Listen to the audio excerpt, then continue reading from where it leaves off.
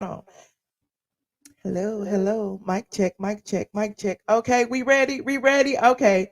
We're about to get ready in just a moment. Get ready, because you about to be an ATLien.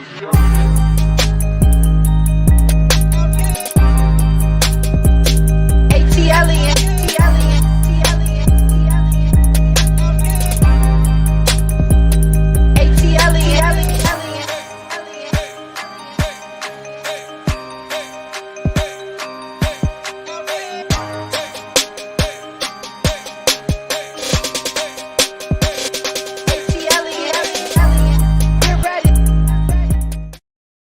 Get ready, get ready. I'm ready. Are you ready? What's up, squad? What's up, squad? Ooh, I look a little wow. Ooh, I was running. I was running to get in here. What's up?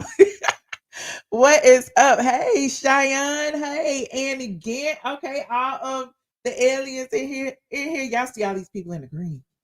All these people in the green, those are my channel sponsors. If you would, y'all show some love to the channel sponsors. We also have some new members in here. DMV sister, you joined again, DMV. I thought you was already a member. Shout out to DMV sister, new member. Okay. And also Black Beauty just came in here and blessed the stream earlier. Said Michelle Andy best friend Kandi is upset because he asked her daughter about her father. That was her storyline. She forgot. Already, she forgot. We got that on the list too. Shout out to Christine Williams, a new member. Shout out to everybody who is joining. Shout out to my mods, Princess AG and C. Patterson. Pay attention to them because they gonna tell you what to do. Okay. Shout out to everybody. Hey y'all, it's been a minute. It's been a minute. Happy after Memorial Day. Thank you to everyone who gave your service for our country. I appreciate each and every one of you. I listen, I had to unplug for a while. I know everybody was like, where is Michelle? What is she doing? Why is she not talking to us? I don't know what had happened. I looked up one day and it was Tuesday. I don't know what had happened. Child, my best friend's birthday was this weekend. She turned 50. She turned 50. Shout out to my best friend. I ain't gonna say her name because she might not want y'all to know how old she is. And we had us a good old time drinking and all of that stuff. And I don't know what had happened. I guess it was the alcohol. I'm gonna blame it on the alcohol, y'all, because it was Memorial Day weekend and we was eating and stuff. And then I went on to my auntie house and had some good old ribs and sausage and spaghetti and slaw. You know, that's the southern thing, spaghetti and slaw. It was good, honey. It was good. I just been eating and drinking and doing all kind of stuff, honey. But I hope y'all had a wonderful weekend with your family and friends as well. Y'all can't hear me yet. Y'all, I'm forgiving. Thank you so much, Lisa. I appreciate it. Because sometimes I had to go ghost. I really do. I look up like, damn. I know I said I was gonna go live. I know I was planning on going to go live, but it just didn't happen. It just didn't happen. Everybody's my DMs. When you going live? When you going live? When you going live? And I'll be feeling bad. I can't even relax because I'll be feeling bad about not going live. Can you imagine your life? That is your life to go live. That is my life right now. Anywho, yes, and shout out to the Facebookers in the building. I would be remiss if I didn't mention the Facebookers. DL Schuler over there holding it down. Tony Street over there holding it down. Sometimes y'all be quiet, so y'all need to start talking over there in the Facebooks. There go Jackie. I see y'all. And give me some listen. Give me some stars over there in the Facebook. If y'all got some, give me some super chats and some stars and everything. I need it. I need it. I need it. I need it. After the weekend I had, honey, I was ooh. Then I told y'all before I was in a bad mood anyway. So I needed this weekend to get my mood back. Okay. Anywho, I'm here now. Minus my braids. I gotta go get my braids done and stuff. But we gonna rock with this. We gonna rock with this curly hair for a hot second. Honey. We gonna rock. We gonna do it a little bit. We gonna let her do what she doing. Anywho, shout out, yes, and the Patreons. Listen, Tyler. I would listen.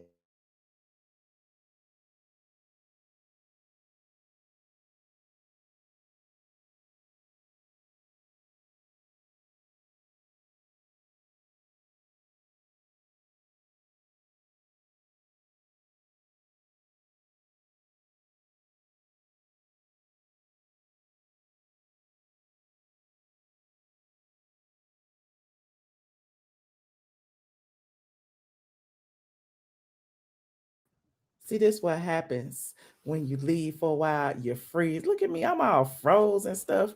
Hold on. Let me fix this. Talk amongst yourselves because I was fussing at the Patreons. I'm like, Patreons, y'all already know I'm coming for y'all. I am coming for y'all. Shout out to Gloria, a new member. Gloria, I see you, Gloria. Hold on, y'all. I got to reboot. I got to reboot. It's been a while since I've been down here, and the computer is saying, what is you trying to do with all of this streaming? Hold on. She should be back up. She ought to be used to this by now. Shout out to the only one is a new YouTube member. Okay, I'm coming back. This is my avatar. Okay, do I need to put the background music on so y'all know this is temporary?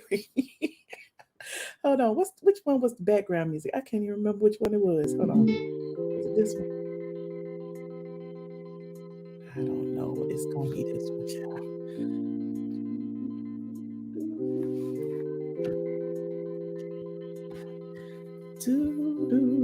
Come on in. Come on in.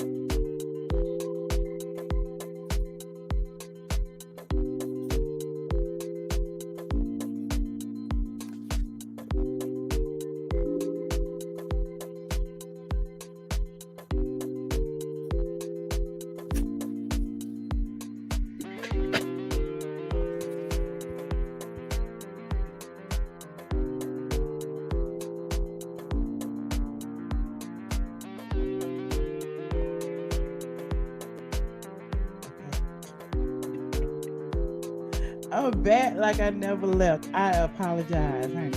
But we here. You said this is worse than the Slack. Look, the people like it. I'm getting members and stuff. Hey, shout out to Maryland, new member Maryland. I see you. I see all the new members. Shout out to the only one joining the membership. The daydream music bring the members to the yard, honey. I gotta put that on more often. Okay. You said turn up your sound, please. You can't hear me. Can you hear me now? Put a one if you can hear me. Okay. Y'all see these people in the thumbnail. Okay. I love y'all too. I love y'all so much because y'all know this is a constant battle over here. This is live action news over here. Okay. Sometimes stuff flops. Okay. Sometimes it happens. That is why I come on live because it's fun. It's the adrenaline for me. Refresh your browser and I am back just like I never left. Okay. You said, come on in the room. Jesus is my doctor. He give me all my prescription. He give me all my medicine. Yes, come on in the room. Yes, come on, Christians. Anywho, Carl needs to come back. Child, I don't even know. I can't afford Carl no more. Carl's a big time DJ. He out there making money. Real dollars and cents. I can't afford what Carl be. I'm kidding. I'm kidding. Carl will be back when he ready to be back, but he got jobs, honey. He's a DJ. He got jobs. Okay. I'm gonna read all the receipts now. Before y'all, while y'all settling in here, y'all coming in, share the stream, like the stream. Let's get some more people in here so we can kiki. Y'all know how it goes. Okay. We have a lot of people on the agenda today because it's been a minute since I've been in here. Okay. Y'all see all the people on the thumbnail. Do I need to show it to y'all? Okay.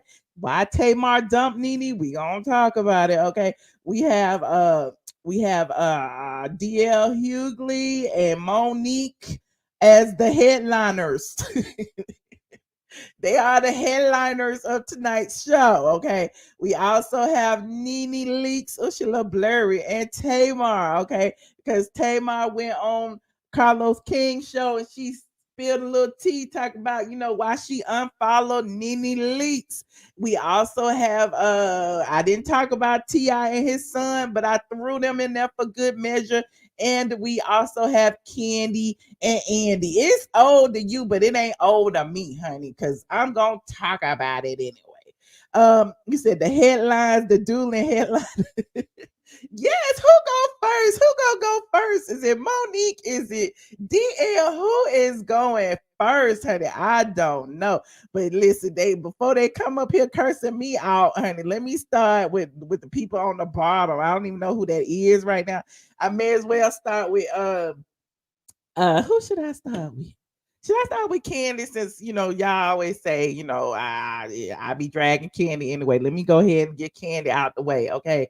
Y'all know Kandi is look, Kandi is happy that y'all are dragging her song Legs, Hips, and Bodies. We was talking about it, we were singing it just the other day.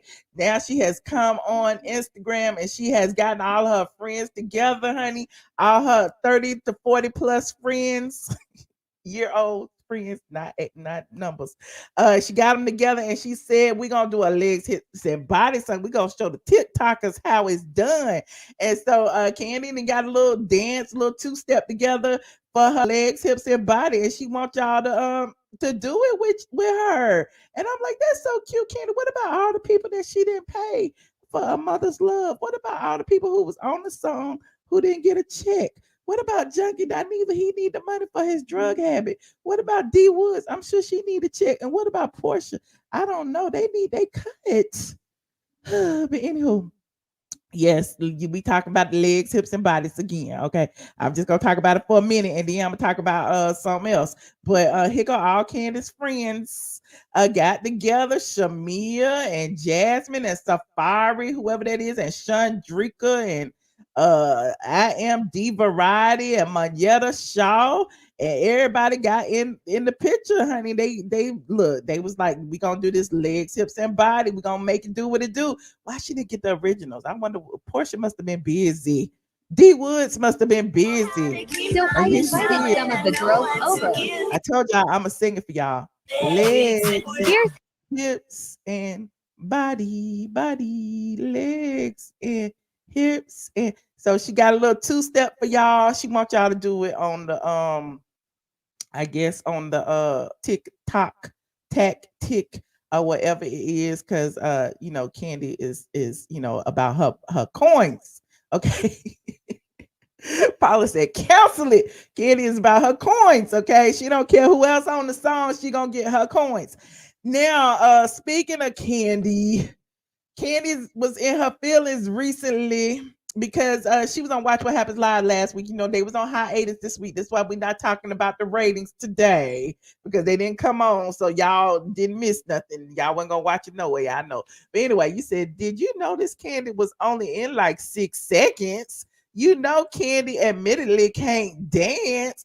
Oh, I didn't notice that. Let me put it back up, honey. Let me put it back up. You said she was only in 6 seconds of the video. Hold on. Let me see. Let's count. Okay, she at the beginning. Okay, she at the beginning. Then they start twerking. Kandi, sit down. You're right. Kandi is sitting there. Then she in that one. Then she sitting down right there. Then she letting everybody else twerk. Kandi is sitting down. Honey, Kandi was not even twerking. There she goes. She doing the hey. Okay. She was in a little bit. You're right. She was in, but she was not dancing. Okay, she came. She got in the middle. Okay. You right. She wasn't dancing, but she doing what she do, honey. Let Kandi get her coins. Okay. So thank you so much, CK, for the super chat. Now listen. You said she can't dance at all.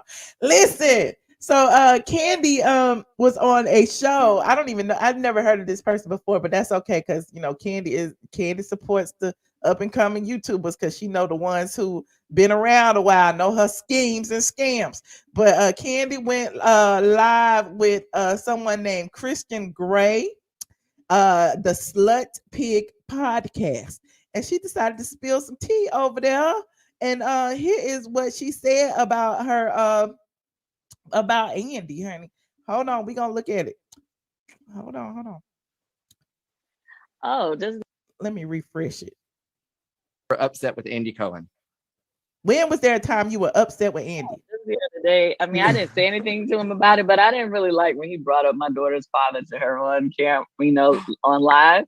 Okay. I was like, it wasn't like, okay, so Riley, she just so happened to be the bartender. Like, it was somebody else that was supposed to be the bartender, but they were late, so she was there. So it was like, oh, you want to be the bartender? So it was just like, it wasn't like she was prepped or anything. And so it kind of like caught her off guard when he just like, oh, if you talk to your dad, and it was like, so that caught both of you off guard then. Yeah, I was like, Andrew. He knows better than that. Yes, like don't just throw that out there. Like, No. that's a sensitive subject for her, but she handled it. She did. I watched. I wasn't mad, but I just was kind of like, When That was interesting. And in fact, before I even break it down, that was an interesting question for a podcaster to ask, a new podcaster to ask. Like, let's think about this for a second. You interviewing a star, a Real Housewives of Atlanta star, and you come on, and one of the first questions you ask is, when was the last time you were mad at Andy Cohen? You don't think that was a setup? I don't know. I think that was a setup, honey. Exactly, DL. Ain't Andy her boy? I don't understand. And then the fact of Riley was there, we understand why Riley was there. She ain't 21 yet, but she was behind a bar serving drinks and whatever. And I mean, why isn't that a topic that can be discussed? I mean, they talked about Block throughout the years on the Real Housewives of Atlanta. Riley was there. Riley been on the show since she was 10. She dang near 20 now. I understand how that question could be off limits. Now, you say Andy sent the host that question.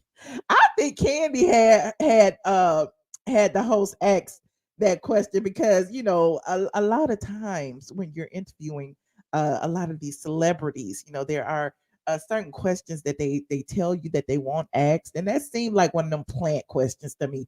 But whatever the case, Kandi wants y'all to know that she is pissed off at Andy for asking Riley about her relationship with her daddy, because he know dang well that Riley ain't spoke to her daddy.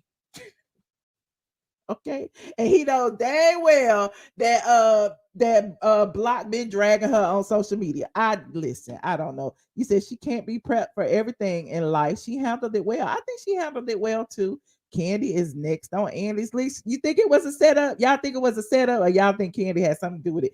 Put 1 in the chat if you think it was a setup by Andy, or put a 6 in the chat if you think Kandi set the question up. You said this is for you to continue to drag Kandi. She is a snake. Kandi, oh, see, that's what it is. See, Kandi wants y'all to think that she on Andy's bad side, but she's really in his pocket. You know that. Andy is the puppet master. You said it was set up. You said it was a setup by Andy. Y'all think it was a setup by Andy? Andy don't be knowing where Kandi going to ask. I think Kandi did it. I think she did. Anywho, it's okay for him to use. It's okay for her to use him as a storyline, but Andy can't ask. Yes, that's a made up beef. Okay, it was a scheme that Todd set up. Probably. Anywho, Michelle want it pass to it. I don't know what that says, Christine. He is the puppet master. You don't think Andy is the puppet master? Look. Kandi goes and tell Andy whenever somebody is unhappy. Kandi goes and tell Andy whenever they plotting and scheming on doing something like, boycotting or getting together or forming some type of solidarity. Kandi goes back and tells the boss what's going on. Allegedly, that's what they say. That's what the people say. That's what Nene and them say, child. Anyway, but I digress. You said, I believe Andy was doing what he usually does. Ask the messy questions. Exactly. Kandi knew what she was there for, to ask questions, and he did. Kandi wants to be able to control any questions that are answered by her and her family. She wants to plan everything. Her YouTube show is even scripted. What you had said, honey. What you said. Michelle, you want to be Kandi, don't you? But I want to be short and stout, a little teapot. That's Portia's joke. Okay, Portia called Kandi a little teapot, short and stout. Anywho, see, y'all start with me early today. I've been on hiatus and stuff. I came with an open heart to talk about topics, and y'all just want to be petty. Anywho, Kandi ain't like that. Kandi is short and stout. I like Kandi though. I like Kandi. Ain't nothing wrong with being a little teapot, short and stout. Kandi always pose like this too. She put one hand on her hip. I'm digressing. Okay, let me move on. Okay, what was the next topic? Hold on, we had a whole lot. Oh, since we on Housewives, since we on Kandi, since we on, y'all remember Kandi said, well, Todd said that Kandi was the queen because, Todd is kissing Kandi ass because he need to get that townhome together, whatever the case may be. Kandi put it on her YouTube account and we was dragging Kandi for that, okay? But, y'all know Nene threw a little shade, just a little bit of shade, and she came on and she said that she is the queen of everything, honey. Nene was not playing with the girls. She said she is the HBIC of everything, not just the housewives. Now, look, Kandi can have the housewives, honey, but Nene said she is the HBIC of everything, all of the queen shit. She owns it. Techie Z, shout out to Techie Z for the $100 super chat. Said, why would Kandi get mad at Massa Andy when she talking about Brick all the time? Massa is helping them with the ratings. LOL. I'm waiting for RHOP at Real Housewives of Salt Lake City. Okay, thank you so much, Techie Z. But look at your girl, Nene now. Look at her. Look at her. She got a new wig. She said, take notes, honey. Take notes. The HBIC of everything. Queen shit. Get into it, girl. Who do you think she's talking to? Who said this? Who said this? It's the sound effects for me. It's the sound effects for me. So who is listening? Okay. Nene do look good. Okay, 5'3". She's queen for life. She's the queen for life. Okay. Nene started it and Kandi is finishing it. Is Kandi finishing it? I guess that's what you mean. The house that Nene built. That's okay. It is all good in the hood, as they say. I guess the court's gonna decide who really is the queen. We shall see. I don't know. She is plastic. What happened? She talking to every housewife that is working. She just said she is queen shit. That's all. Everybody should be a queen. Everybody should think they're a queen, right? I said I'm a goddess though, but everybody should think they're a queen. Why not? What's the problem? Y'all said it was not a problem for Todd to call Kandi queen. Why is it a problem for Nene to call herself the queen? Let Nene be the queen. Okay. Anywho. You said money don't make you. Okay, well, there's that. She slays all day. Okay, you said Kandi. Okay, Techie got them coins. Okay, Techie got them coins. DT got them coins too. Shout out to DT. Said Billy Goat, Candyman, Forgettable, Hangry, Cheesy, Dupree Crew. We'll see Andy, Wrinkly, Pinkly, Cohen, Another Man, and Booger Sugar, and they'll be good again. Listen, DT, you and these tongue twisters you be sending me. Thank you so much, DT, for the super chat. I really appreciate you. Yes, that was a read, honey. DT is always in the chat reading. Now, speaking of reads, I don't know if y'all recall, but I dropped some true tea. See, all these other bloggers was telling you Tamar and Nene fell out because, Tamar got back with David and Nene didn't like that. And Tamar wasn't feeling it. So Nene dropped Tamar because this and that. No. That's not what happened. Put a 1 in the chat if you recall when I was telling y'all what happened. I told my Patreons a long time ago. I came back and told y'all didn't pay attention. But I'm gonna tell y'all again. Okay, so Tamar, let me start off with why I'm talking about Tamar today again. Tamar love drama. Okay, she does love some drama, Kamara. Now y'all remember, see all these ones in the chat, they remember. So Tamar was on Carlos King's show. Now, just recently, Nene, when she did that live stream, when I was on the live stream with her and everybody came on, we just kiki and asking questions. I should have asked her about Tamar, but for some reason I didn't, because you know how you forget when you already know the answers and stuff, and I forgot. But she did answer one question during that live stream where she was asked, someone asked her, will she ever go on Carlos King's show? And she said that she had been approached by Carlos King and it wasn't the time yet. She was like, I just don't feel like it's the time. And I even said, it would benefit Carlos more than it'll benefit her. She need to chill, let the courts handle their business. Don't be petty, don't be messy. Now Carlos over there being petty and messy, and we live for it, and that's what it is. Okay, shout out to Carlos King over there on. But he got Tamar on the show. Now with Tamar on the show, what is he gonna do? He's gonna ask a question about Nene leaks. Now, y'all know I got a little snippet of it, honey. Somebody had sent me a little snippet because I didn't even watch it. But in the snippet, Carlos King asked Tamar about Nene and what had happened. And here is what he said. Hold on, I'm gonna show it to y'all.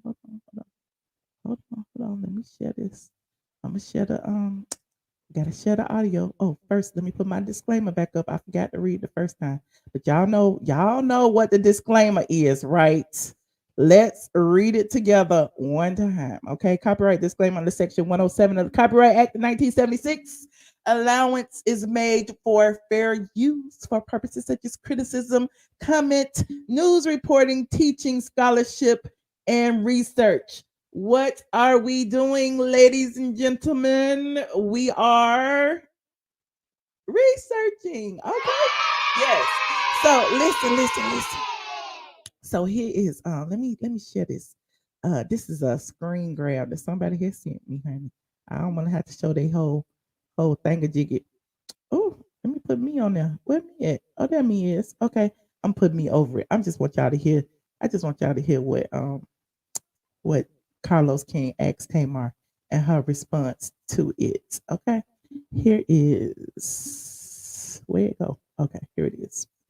What's going on between you and Nene Leaks? Because you got messy real fast. That you two unfollowed each other on social media. What's tea, sis? I did. You see, well, here's the thing. Go ahead. I unfollow a lot of people depending on my emotions. And so I would follow my mama.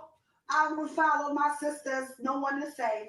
And that doesn't mean I don't love you. It doesn't mean I don't, mess with you. It just means that I just don't want to see it right now. Well, she unfollowed you too, so she don't want to see you either. What's I don't know if that's unfollow or was it the block? I'm not sure. And where I am in my life, I don't want no mess. I don't want no drama. I don't want no conflict. I don't want no ickiness.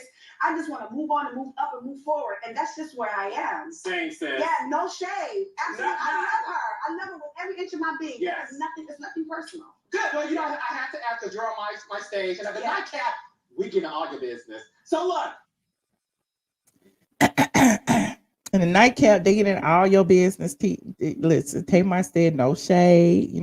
She still love her. She just don't want to see it. Okay.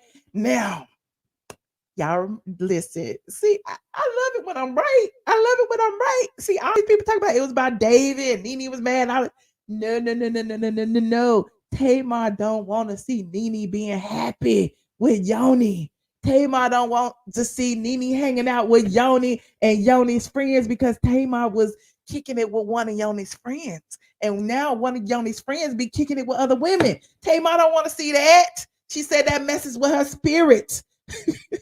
Even if they not a couple, even if they are not monogamous, even if they're just dating and, she dating other people and he dating other people, she just don't want to see it. So Nene ain't did nothing to that lady. I'm done. Tamar needs to stop. Okay, that's what I said. It is so childish. It is so high school-ish. Okay, she mad that Nene won't tell her who this man with and what he doing. And it's like, girl, Nene is with her man. Why she gotta keep her two eyes on the man that you like? I did report it. I did. But Tamar confirmed it herself.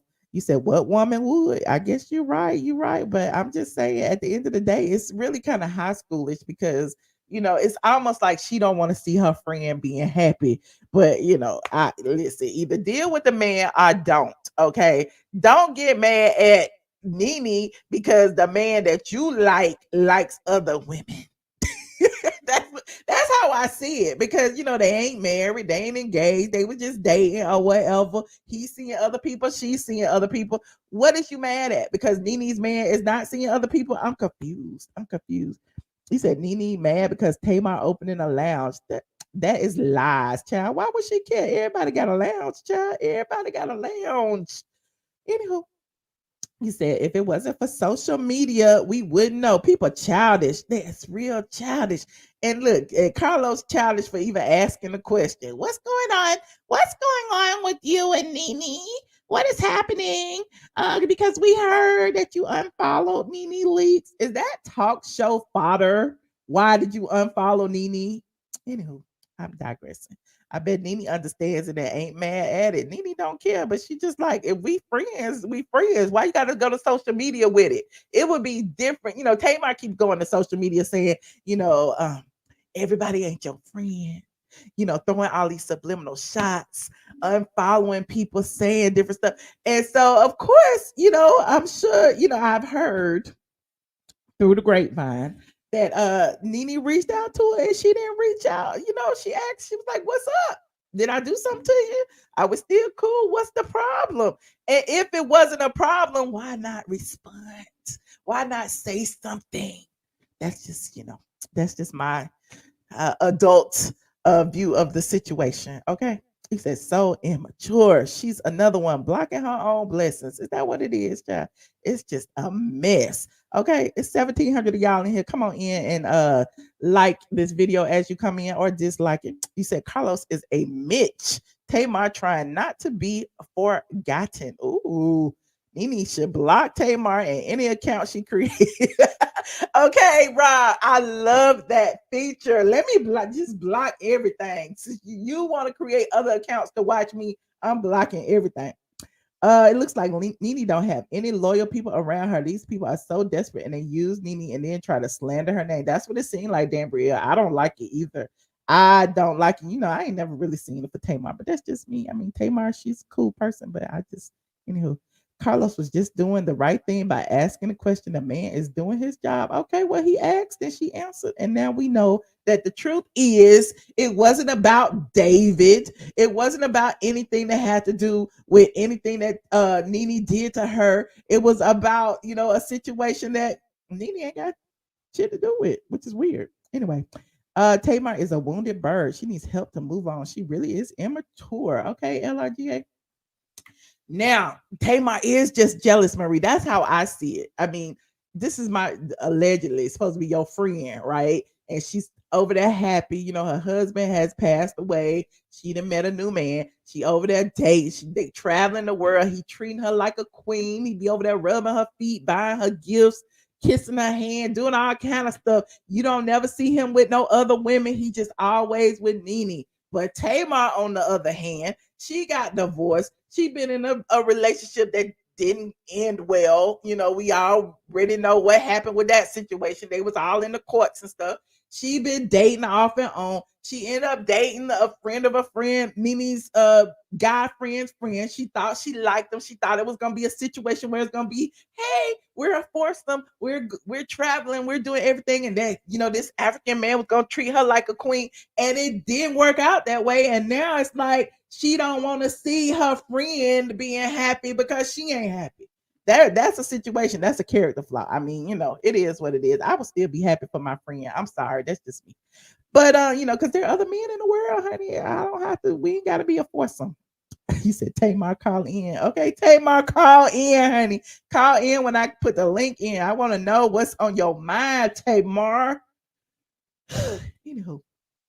Now, next on the agenda, let me move through this real quick, honey. Let me move through this real quick before we get to Monique. We're gonna talk about T.I. real quick, honey. Now, King, T.I.'s son, been in the news because he was dragging somebody at the Waffle House, child. He was there. Everybody was like, he's being a really disrespectful little 17-year-old at the Waffle House. Why is he talking to adults like that? Why is he putting people down? And I don't know if y'all saw it, but we have a little screen grab of it from the neighborhood talk. Here it is right here. But what I'm saying is, they wasn't talk like that outside. Hey, I can talk how the fuck I want to wherever I'm at. I'm on live, Shawty. Stop talking to me. Stop talking to me. This ain't your fucking restaurant. This ain't your fucking restaurant. Everything you make, I can pull out my pocket right now. I ain't tripping on you. I ain't tripping. Get the hell out of my face. I'm not talking to you. I'm not talking to you. Who the hell is he? What's your name? My name King. You know it and your mama know it. Tell your mama Happy Mother's Day. Tell your mama Happy Mother's Day. Happy Mother's Day. File your shit. Come back. What? On game what? On game what? Come here. Come here. I'll show you what I do. Come here. I'll show you what I do. Come here. Come here. Come on. Come on. We out here. We out here. So y'all saw how it turned real hot real fast. People are saying that the adults were talking to him disrespectful, but at the end of the day, an adult is an adult. Okay, you don't have to respond. Just do what they say do, child. That was disrespectful. He also, it was a lady that I could hear, and then I heard a guy talking, and then somebody said something about on gang, and then they act like they were gonna run outside and pistol whip each other. I don't know what was going on, but T.I. responded, and his response was not any better. Here is what T.I. had to say about the situation. We were perplexed by his necessity to go back and forth with the short order cook. I didn't understand why he felt he needed to stop what he was doing to engage someone who was at such another level of life. I had to explain to him that, when people are not living the way they hope they would live, and here you is walking in with so much freedom and luxury, and people gonna posture themselves a certain way. So therefore, you're gonna have to enjoy your life. You're gonna have to remove yourself from that energy and go enjoy your life. Because of course I spoke to my son. Lord, why did the elitism just fall out of the dang? Listen,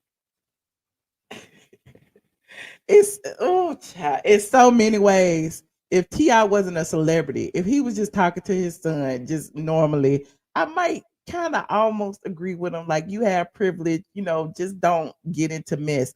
However, you are a celebrity. You have short order cooks that listen to trap music. You came from the trap. Everything about you is about the hood, and you putting down people from the hood.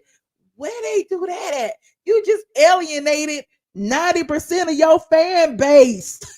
What the hell? I am so disappointed. Like, you supposed to be the mayor of Atlanta. You supposed to be the mayor of Atlanta, and you up here dissing the people at Waffle House. Where they do that at, and why? Why would you do that publicly on your platform? I am so mad and disappointed at Tip. And y'all know I am a T.I. fan. I ride for T.I. But that was not cool. Listen, that was table talk. Listen, that was kitchen table talk for sure. Like, anybody, any parent of any type of substance or means are gonna tell their child, listen, I know you the best. We got money.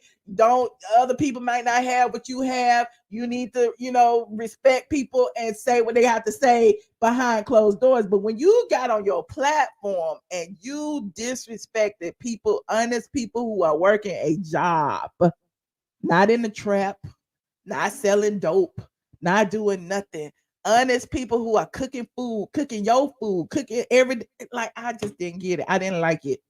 So that was not cool at all. Yes, he was wrong, and his child was wrong for being as disrespectful as he was, especially on live. Like, listen, people get into it every day. Service people and people who use their services get into it every day. Sometimes, we don't get good service. Sometimes you don't give good service, whatever the case may be. But it was filmed. It was on live. Everybody had their opinion about it. It should have just been an apology, and everybody could have just went about their day. But because T.I. came on here and tried to demean the person as if regardless of what was right or what was wrong or what had happened, his status in life afforded him the opportunity to say, this person is beneath me. That wasn't cool at all. So I'm just, that's just my thoughts on that. You said the white man has ended his career. T.I. is not for black people. T.I. and his son need Jesus. I don't listen. Y'all know I don't not like talking about people kids. I do not. But y'all know, listen. T.I. done let King smoke weed on damn camera. Y'all remember that? We talked about how, the difference between the way he treat his boys versus the way he treat his daughters. It's just, I don't know. But they raise their kids the way they want to raise their kids. I ain't got none, so I guess I can't speak on it. Side-eye said, if you eat there talking about employees, says, what about you? Just ashy behavior. Exactly, Side-eye, just ashy. You said T.I. call in. Come on, T.I. call in. We know you watch it. Okay. Shout out to Facebook. Now, yeah, it was just all bad. Now, listen, we got to say something good about King, because King isn't, a bad child all the way. Okay. T.I. shared this on his Instagram recently and showed that King is on the honor roll. Okay. He is on the honor roll. And T.I. said, shocked the shit out of me. Celebration is definitely in order. Twin did it. Okay. Graduates tomorrow with honors. Say what you want about him, but can't say he ain't handled his business. Hashtag proud pops. We might even come together. Oh, smoke one together. We might even smoke one together. All right. Congrats, King. We love you. We proud of you. Don't stop. Okay, so he on the honor roll. He on the honor roll, but that still don't make a disrespectful mouth right. Okay. Now, you said that ain't shit. No, T.I. don't come. Y'all are hilarious. Anywho, we ain't talk about the children's looks. Okay, everybody is beautiful in their own way. Okay. Now he paid the teachers off. MTV. He did not pay them teachers off. He did the work. He got out of school. Now we got to see what's next for King. Okay. Now King must be in. Moving on to Monique and DL. On to Monique and DL. Now, I was looking at all this Monique stuff over the weekend, and I was like, this is too much. Monique is going ham on DL Hughley. For what? What he do to her? Well, I don't know if y'all have seen it, but they was out in Detroit, Michigan at a show, and they were both on the same playbill, Monique and DL Hughley. The conflict began because apparently Monique felt that she was the headliner, but DL stated that he was the headliner. And somewhere in the midst of it all, DL apparently refused to perform first. He said, I'm not performing at all if I gotta go before Monique. And this is according to Monique. Monique apparently then got on stage, honey, and dragged DL. And we're gonna look at a little bit of it. Y'all know we got to. Let me put my little disclaimer up, honey. Y'all already know. I put it up once, I'm put it up again, honey. This is for research. Copyright disclaimer under Section 107 of the Copyright Act. Allowance is made for fair use. We about to look at what Monique had said. Hold on.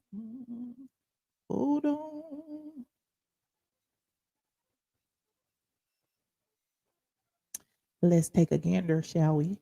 Fucking fool right now, baby. When I tell you my heart is goddamn racing, I'm so proud. I'm so honored to be standing in front of you real motherfuckers. Y'all don't even understand. I travel the motherfucking world. But when I come to Detroit, nigga. It's that run for me.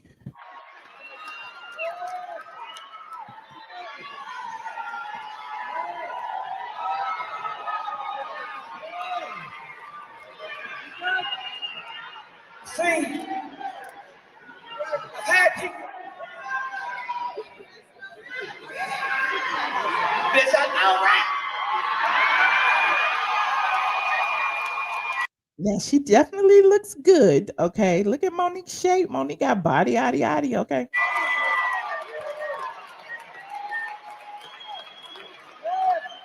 See, when they called me to come play Detroit and come play the Fox Theater, and I ain't played the Fox Theater in over 20 motherfucking years. I was so goddamn excited. I was so motherfucking excited because I said, oh, a bitch is going back. A bitch is going back to the Fox Theater in motherfucking Detroit. When I tell you Detroit, y'all don't understand what the fuck I had to go through to stand in front of you beautiful motherfuckers tonight. Y'all don't understand the fight a bitch had to go through to stand in front of y'all tonight. Y'all don't. Look, disclaimer. Disclaimer. Foul language alerts. Okay, y'all hear it anyway. Y'all curse too. Understand I was ready to walk the fuck up out of here, but I said I can't let the people down of motherfucking Detroit because the promoters as raggedy as a motherfucker.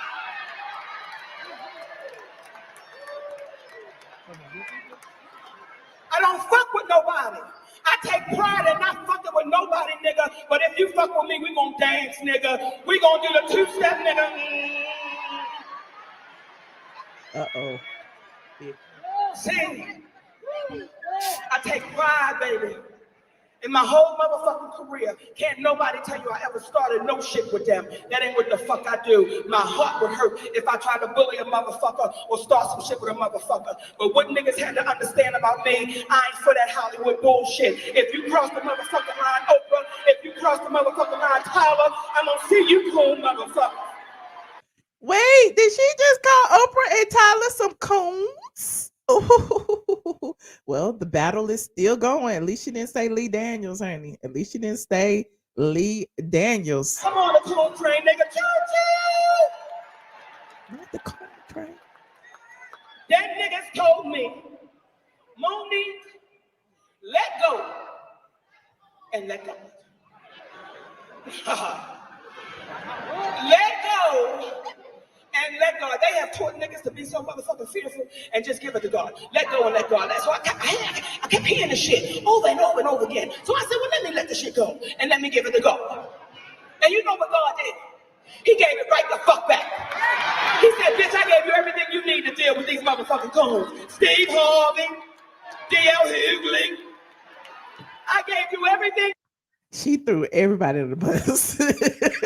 We got Oprah, we got Tyler, we got Steve Harvey, we got DL Hughley. Everybody is a COON. Nah, I'd be shocked she pull out Kandi Burruss' name in a second. But I'm digressing. You need to deal with these motherfucking coons. I don't fuck with nobody. See, tonight, I'm gonna tell y'all what the fuck is going on, because y'all know one thing about me, bitch, I'm gonna tell. That's why they ain't like me as a little girl, bitch, because I'm gonna tell. Bitch, I'm gonna tell you out there kissing Petey on the playground, bitch. You nasty whore, we in the 3rd grade, bitch. I'm going to tell. Yes, he pumped me, bitch, but nobody saw it. I want to tell. See, I fucks with contracts. That's why niggas got a problem with me. If you sign the motherfucking contract, that's what the fuck it is. But there's This is when she dragged DL Hughley on stage in Detroit. Okay, this happened 5/28/22 at the Fox Theater. This is what started the whole back and forth for those of you who are just getting here. so used to niggas fucking around with the contract and being nervous because they might lose an opportunity or a motherfucking chance, so they won't redo the contract. I'm not a bitch who's gonna redo the contract. If you sign the motherfucker, that's what the motherfucker is. So tonight, see, I'm gonna tell you, I'm gonna break it down for you, Detroit, because I would feel less than a motherfucking woman if I didn't let y'all know what the fuck was going on this stage right now. So if my energy is a little different, nigga, because they got me fucked up. Monique came on stage with that BDE, honey, with that big dick energy. I'm just like, oh, I'm so entertained. I am so entertained. They got me fucked up. They got me fucked up. So the contract, oh,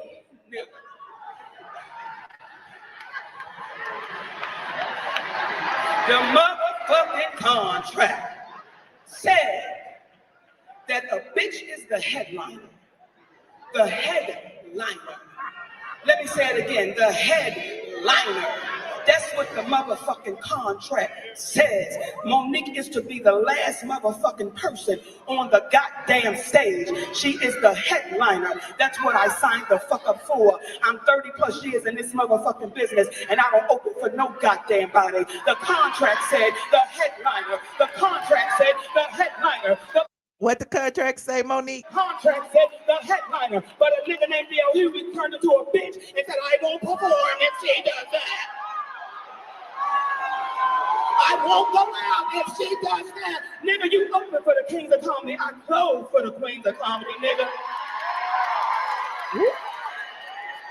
Wait, he opened for the kings of comedy and she closed for the queens of comedy. I guess that means, you know, she the boss. And you think because I don't have a dick, that ain't my position, nigga.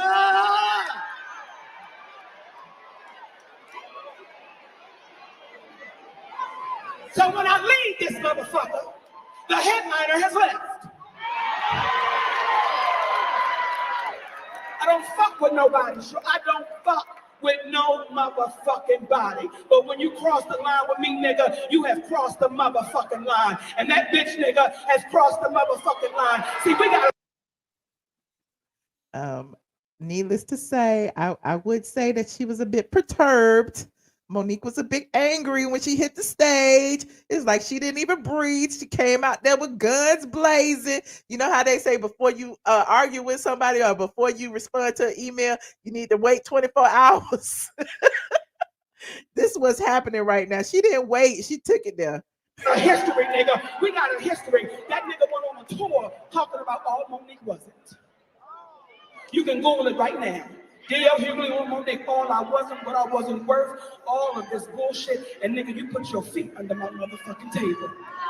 So you came to my home, nigga, and you put your feet under my motherfucking table. I don't get down like that, goddammit. You got a bitch wrong. You talk about Young Thug, and because of their names, nigga, your name is DL. What the fuck does it stand for? Hey, how far you bending over, nigga, on the DL? Did she just call DL Hughley down low? She said, how far is you bending over? I fuck with the wrong one. That's my family, nigga. I'm home, nigga.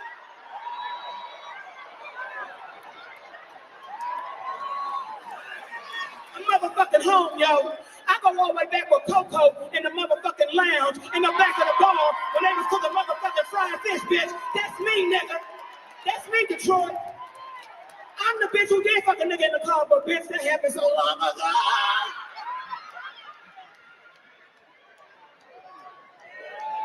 See, black women, let me tell you something. Monique fit to spit a little bit of wisdom, though. I gotta give her that, but I just think this was impulsive. We still listening now. A lot of black men in Hollywood got a problem with me because I got a motherfucking black king. That's my husband. And them niggas can't understand it. They can't fathom it. It makes them motherfucking sick. Because at what time did black men start attacking black women? What kind of real nigga is that? That's a bitch nigga. That's a bitch nigga. What kind of real nigga would ever attack a goddamn black woman? What she say? What kind of black man would attack a black woman? That's a bitch nigga. Bitch nigga. I feel sorry for DL Hughley's family. I feel sorry for his motherfucking wife. Because how do you suck the dick of a coward?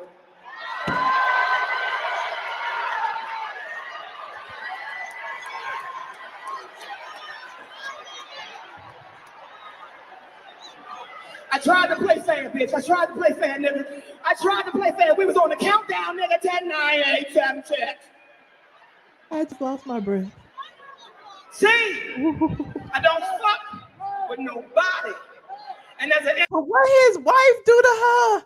What his wife? She done brought the wife into it. She done brought the family into it. I guess nobody is off limits. Entertainer families are off limits. As entertainers, we don't fuck with each other's families.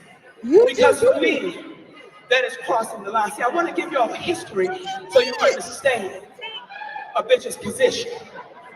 I want to give you the history, mama, so you understand. See, when I look at my wives and sisters, and she look at me like this, get that nigga. Thank you, mama. See, I did this radio show one time, right? Because I'm thinking, this is my boy. This nigga ain't never had no motherfucking problem, y'all. Right? This my motherfucking dude. So we on a radio show, and when we get to the end of the motherfucking program, this is your program. This was the England program. Y'all, I'm sorry.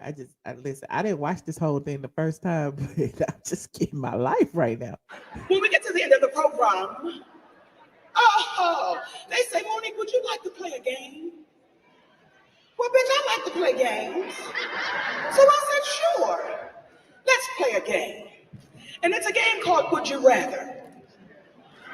Would you rather? I said, fuck it, let's go.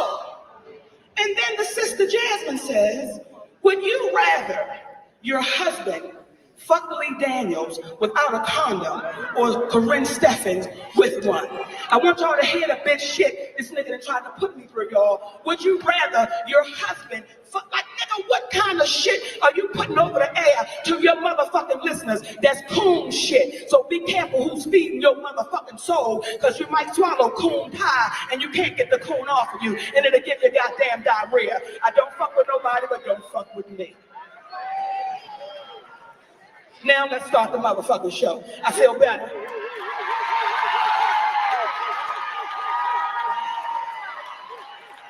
Well, wait, she said sometime you got to say your shit sometime. You got to say your shit sometime. Because they taught niggas to be scared. They taught niggas not to call out motherfuckers who's dead ass wrong. So y'all know that shit when it went down with Bill Cosby. Y'all know we was like, Bitch, that's not the husband. We did not want to throw. Okay, listen. DL and Monique have been going back and forth on social media over this situation. You know, they were trying to decide who said who was the headliner. DL went to his Instagram and oh child, this is a lot. We're gonna break it down. Hold on. We're going to everybody's Instagram. We doing research. DL went to his Instagram. He called Monique out. He said that that all you have to do is check the order of the names on the ticket stub. This was the first thing he said right here. He said all you have to do is check the order of the names on the ticket stub. Okay. He also said that last night, and you'll see who's confused, against my better judgment over the objections of my team and 4 other occasions where I said no, I decided to take a chance and work with Monique. Oprah was the problem. Tyler Perry was the problem. Charlamagne was the problem. Steve Harvey was the problem. Lee Daniels was the problem. Netflix was the problem. Now it's my turn. At some point, it can't be everyone else. It's you. Lesson learned. I didn't have anything personal against Monique. People paid a lot of money to laugh, not hear about your contract. Apparently, the role you played in Precious turned out to be an autobiography.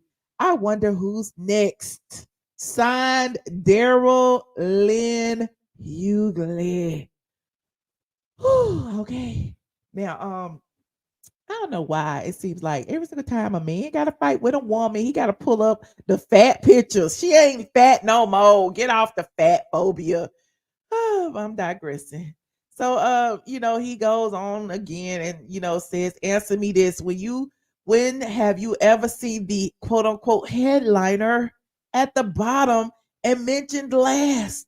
The confusion is with whoever gassed her up. Premium octane. Now back to this stogie and bourbon.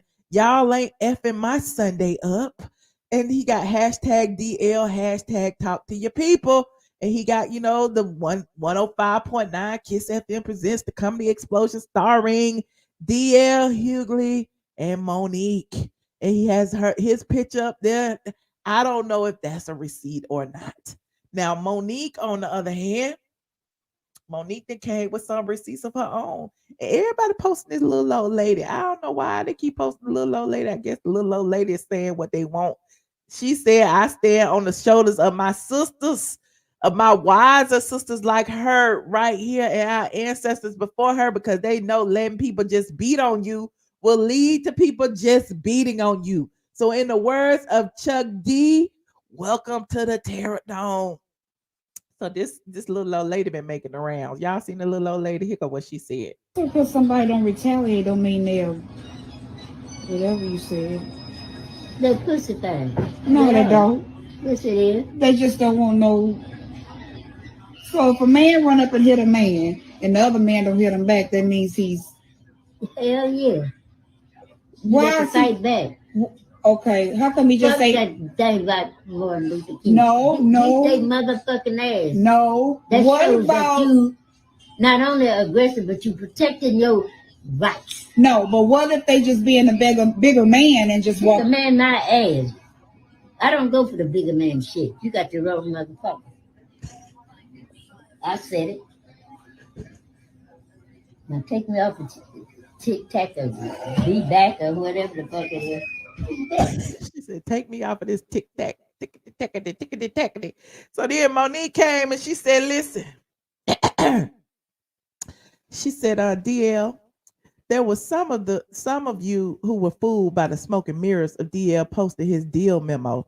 So hold on, let me go back because I'm going too far, because DL had posted something. He had posted a deal memo because DL was posting all these receipts last night, right? He's posted all these receipts. Hold on, we're going back to DL's. Okay. DL posted this and said, after this, I don't want to hear no more about this. Here it is in black and white. The only thing blacked out is personal and bank info. Pay attention. He got to headliner, highest paid artist on the show, artists to have approval of lineup of the show. Let me make it big. Lineup of the show, DL Hughley closing. This is what he wrote. Receipts greater than opinions. I got everything that was stated in my contract, everything. But let's say I didn't. My beef wouldn't be with anyone but the promoter and or my team. And I damn sure wouldn't make it personal. If you have a problem, take it up with management. And by that, I mean yours. And he got Daryl Lynn Hughley. And he, posted the contract. And it says what he said. It said artists to be highest paid artists on the show. Artists to have approval of lineup, running order of show. Lineup. It's got DL Hughley closing, Monique, Ada Rodriguez, local radio station host. It's got purchases, blah, blah, blah, blah, blah, yada, yada, yada. He said, we are paying attention to the memo against the contract. Okay, we looking. We doing research now. So he posted that. Then he also posted a little video. And this is after. Monique posted her contract. Hold on, we're going back to the real Monique. Monique, they was going back and forth, honey. This is all we was doing last night. We was looking. So Monique went and posted her contract, and she said, DL Hughley. There were some of you who were fooled by the smoke and mirrors of DL posting his deal memo versus his performance agreement. Here is my performance agreement, and here are emails and texts confirming that as per usual, I'm going to always keep it real and honest with my people. If you notice, mine has signatures and DL does not. What type of ironclad agreement doesn't have the signatures of the participants involved? Apparently DL's, LOL. Now you told me to check with my management, and this is what I came up with. So how did I do? Perhaps you should have taken your own advice, because I'm sure your team would have advised you against trying to pass a deal memo off as a contract. To those out there who thought a deal memo was the same as a performance agreement, especially some of the comedians. This is how we're constantly taken advantage of by the business. And just so you know, the promoter already told my team before the show that you didn't have a signed agreement. That's why I'm not surprised you're using a deal memo. That said, maybe they lied and you actually have a contract. If so, the promoters have put themselves in a terrible position to have more legal action taken against them. Beyond malicious concealment for breaking the contract at the last second, that said, DL, we the people will be waiting for your signed contract. My contract signed. 2, email with PDF of Run a Show.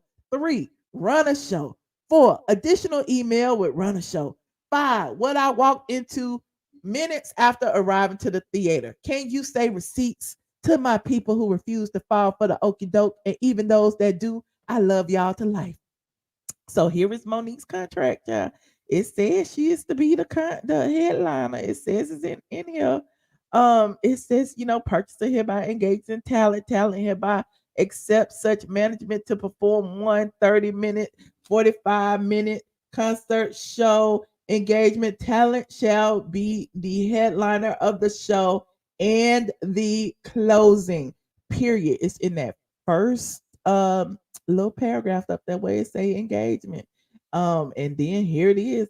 They sent her email. Hi again. Thanks so much for everything. Attached, please find the runner show for Saturday. This is from Kia Perry Farr. I guess she's one of the promoters. This was on May 25th.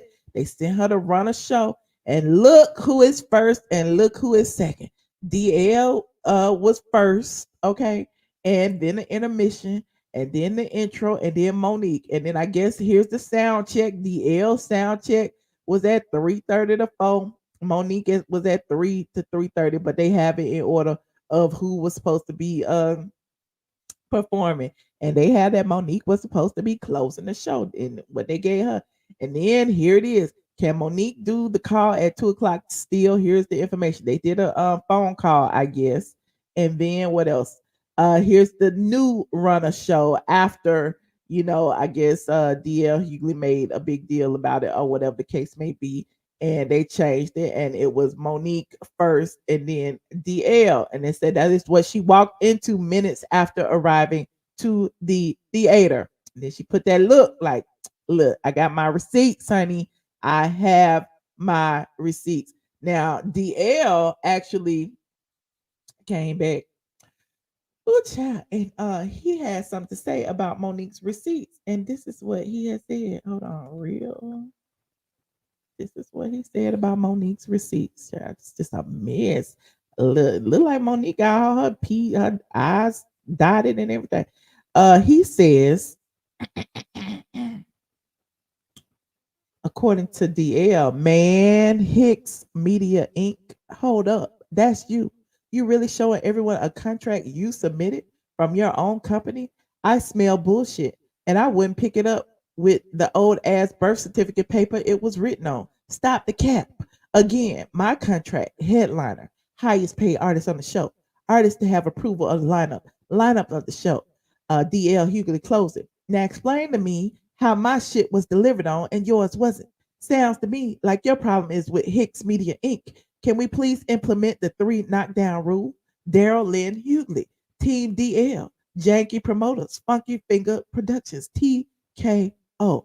Now, I don't know if it matters if it's on Hicks Productions or not. A contract is a contract, and her contract was signed by all parties involved, including herself, her management, and the promoters.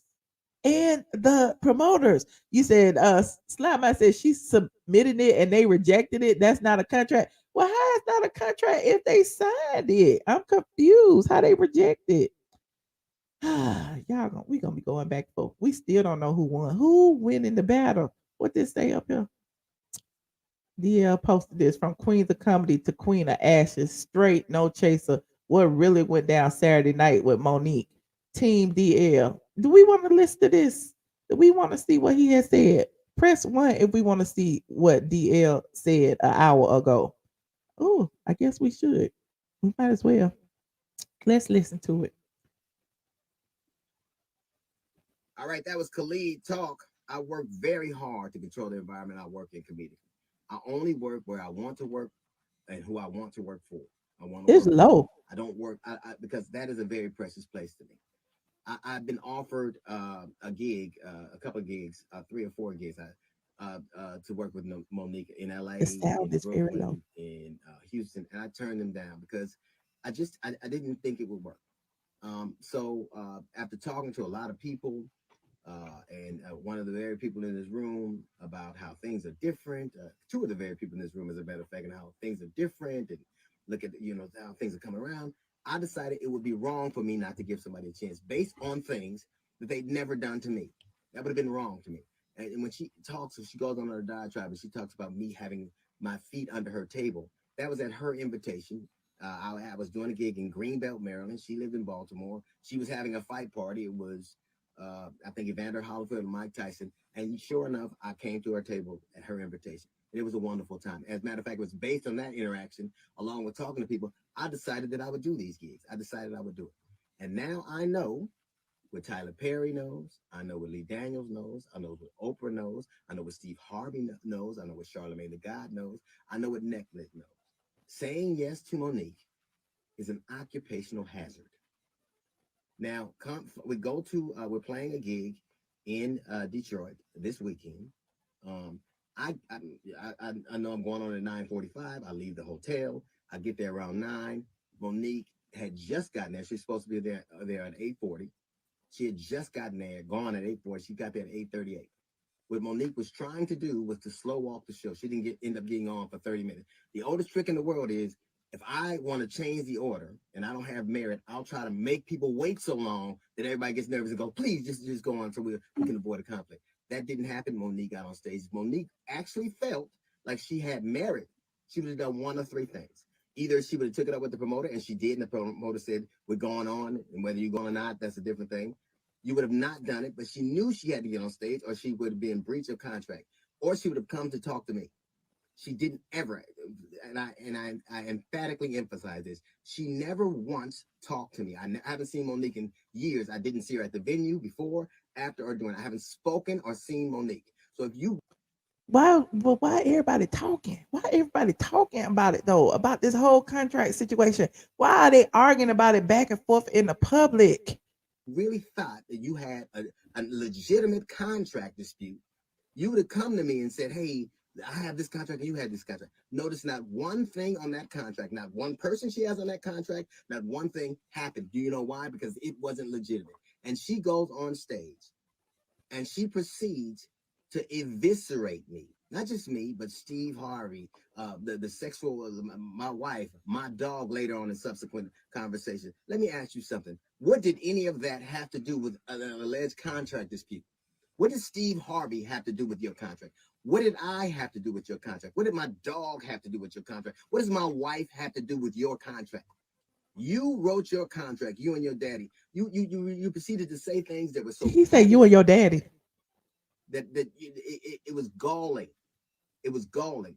You asked in subsequent conversations why I have a dog, a support dog. What kind of person has a support dog? I have that dog because my father died. My children and family decided they would get a dog from where he was from, and I named the dog after my father. I don't have a dog to keep people away from me. I have a dog so I have my father with me all the time. That is an act of love, which you know very little about. Why is he explaining why he got a dog? I am so lost at this beef right now. I am really lost. You proceeded to assault my sexuality. You have the temerity to assault someone's sexuality, a man's sexuality, given who you lay next to. None of that had anything to do with alleged contract dispute. You could have taken that up with a lawyer. You would have gotten out. You could have not gone on stage, but you knew you didn't have a valid contract. And you do what you always have done. You tried to weaponize Black femininity. You tried to turn that audience against me. You tried to burn every... Weaponize Black femininity? Oh, he in for it now. Ooh. Thing down. Like you do all the time. Who calls Netflix and thinks I can get $10 million because I did the Queens of Comedy? Who thinks you can get on stage and still live off that? I was a king of comedy. You never hear me talking about it because in this business, like any other, it isn't what you have done, it's what you do. That show was one I signed on to do. I made the quintessential mistake, the horrible mistake that like Tyler Perry, like Lee Daniels, like Oprah, like all these people of saying yes to you. And it is an occupational hazard. It is my fault. I have learned my lesson. You didn't just, and the thing that bothers me the most isn't the things that you said, because I know who I am and I know what I do. And I have a pristine reputation. Everybody who knows me know what I'm about. It's this whole, my dear, my babies, I love you for real, which is so transparently false. It is ridiculous. But the thing that was really the most annoying, the thing that was really the most bothersome is after a terrible couple of weeks where people were being slain in Buffalo, where people were being slain, kids are getting slain in school, and people had come to a comedy show to get away from all of their problems, you besieged them with yours. The one contract that isn't in dispute is the one that the audience had with us to entertain them. But every single time, more and more, you spend half of your time talking about your grievances and what you didn't get and who did this to you. Listen, when you burn things up and you sit back to watch the results of them, she's literally set that stage on fire, said the most incendiary things ever, and I had to go on stage. She has the temerity to call me a coward. A coward would have left. A coward would have said, I can't go. You didn't even want to go on when you had a contract that you knew that not to be true. You made up this whole narrative that you knew not to be true, and you played that out in front of the audience. And then I had to go on behind you. And you know what you did? You sat back and you tried to watch your damage. You set the stage on fire and you watched what you've done. You know who does that? Arsonists do that. Arsonists set shit on fire and try to see the damage it drops.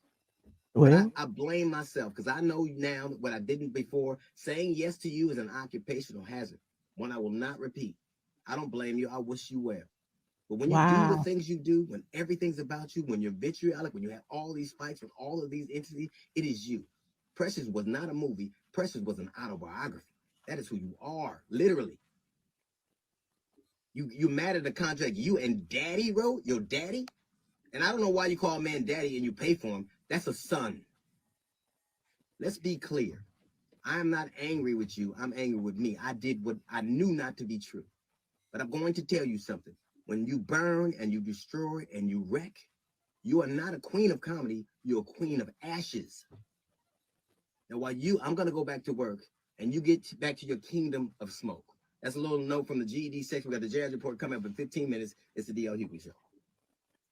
Well, he said a mouthful.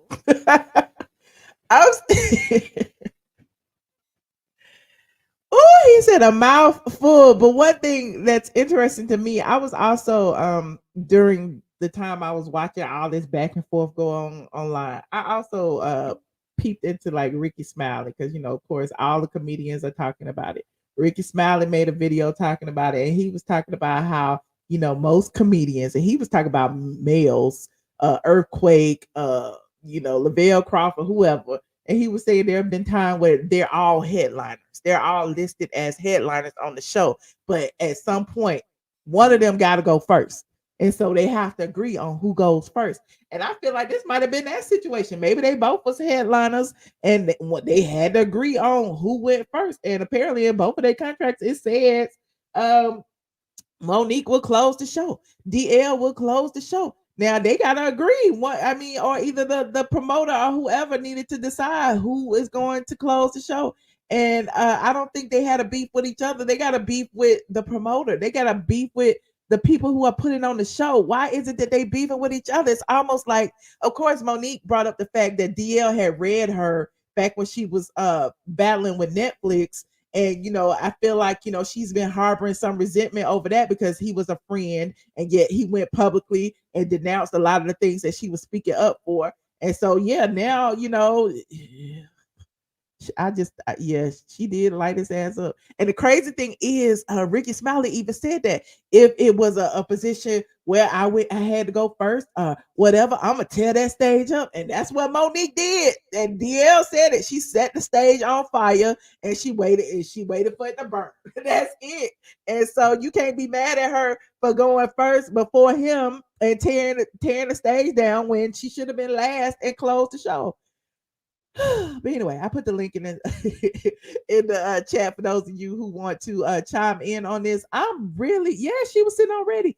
I'm really torn. I mean, I don't like the fact that DL keeps speaking on it. Clearly Monique was in her feelings, and clearly he was dragged, on stage, and he's in his feelings, for the embarrassment of that proverbial slap that Monique put down on him on stage. So I don't see this ending anytime soon unless the promoter speaks out. I don't know who can put it to rest. I don't know if Monique is gonna sue. What's gonna happen? Who's right? Who's wrong? We don't know. Click the link, call in. Let me hear your opinion on the subject. We talked about several topics today. You don't necessarily have to talk about just Monique and DL. You can talk about Tamar and Nene. You can talk about Kandi and her TikTok obsession. You can also talk about Kandi saying she's upset with Andy. And what else I talk about? Oh, and T.I. and his son. We talked about several things. So I look forward to hearing from y'all. There's a few people in the back already. Hold on. Hello, Queen Karen. Hi, Michelle. How are you? I'm good. How you doing? I'm doing fine. I'm so glad to have spoken with you tonight. I've been trying to get in on a couple of your lives and wasn't able to. Well, But welcome. let me just say this. I am a fan of yours. But let me say this. Okay. Monique and DL are both well-respected comedians, in my opinion. I do like both of them. DL has his certain type, and Monique also has her certain type. However, the reason I think Monique was wrong was because she took it on stage. And that was due to the paperwork. Now, the contracts, because she posted her contract initially, her husband is her manager. Her company is Hicks. The contract that she brought out was the contract that from her entertainment company, not from the venue. DL's contract was from the venue. But DL didn't show a contract. He showed a deal memo. Actually, that's actually DL's was, well, like you said, it was a contract, but like you said, a deal as well. But that was his contract as well. Let me just say this, because of it being just like that, you and I are saying it's one thing and another, that fell on the promoter, not on DL. So Monique should have taken that up with the promoter. The only thing that I have noticed is that ever since Sidney has become Monique's manager, whenever there's an issue, it always goes back to him and something he's done. Now, I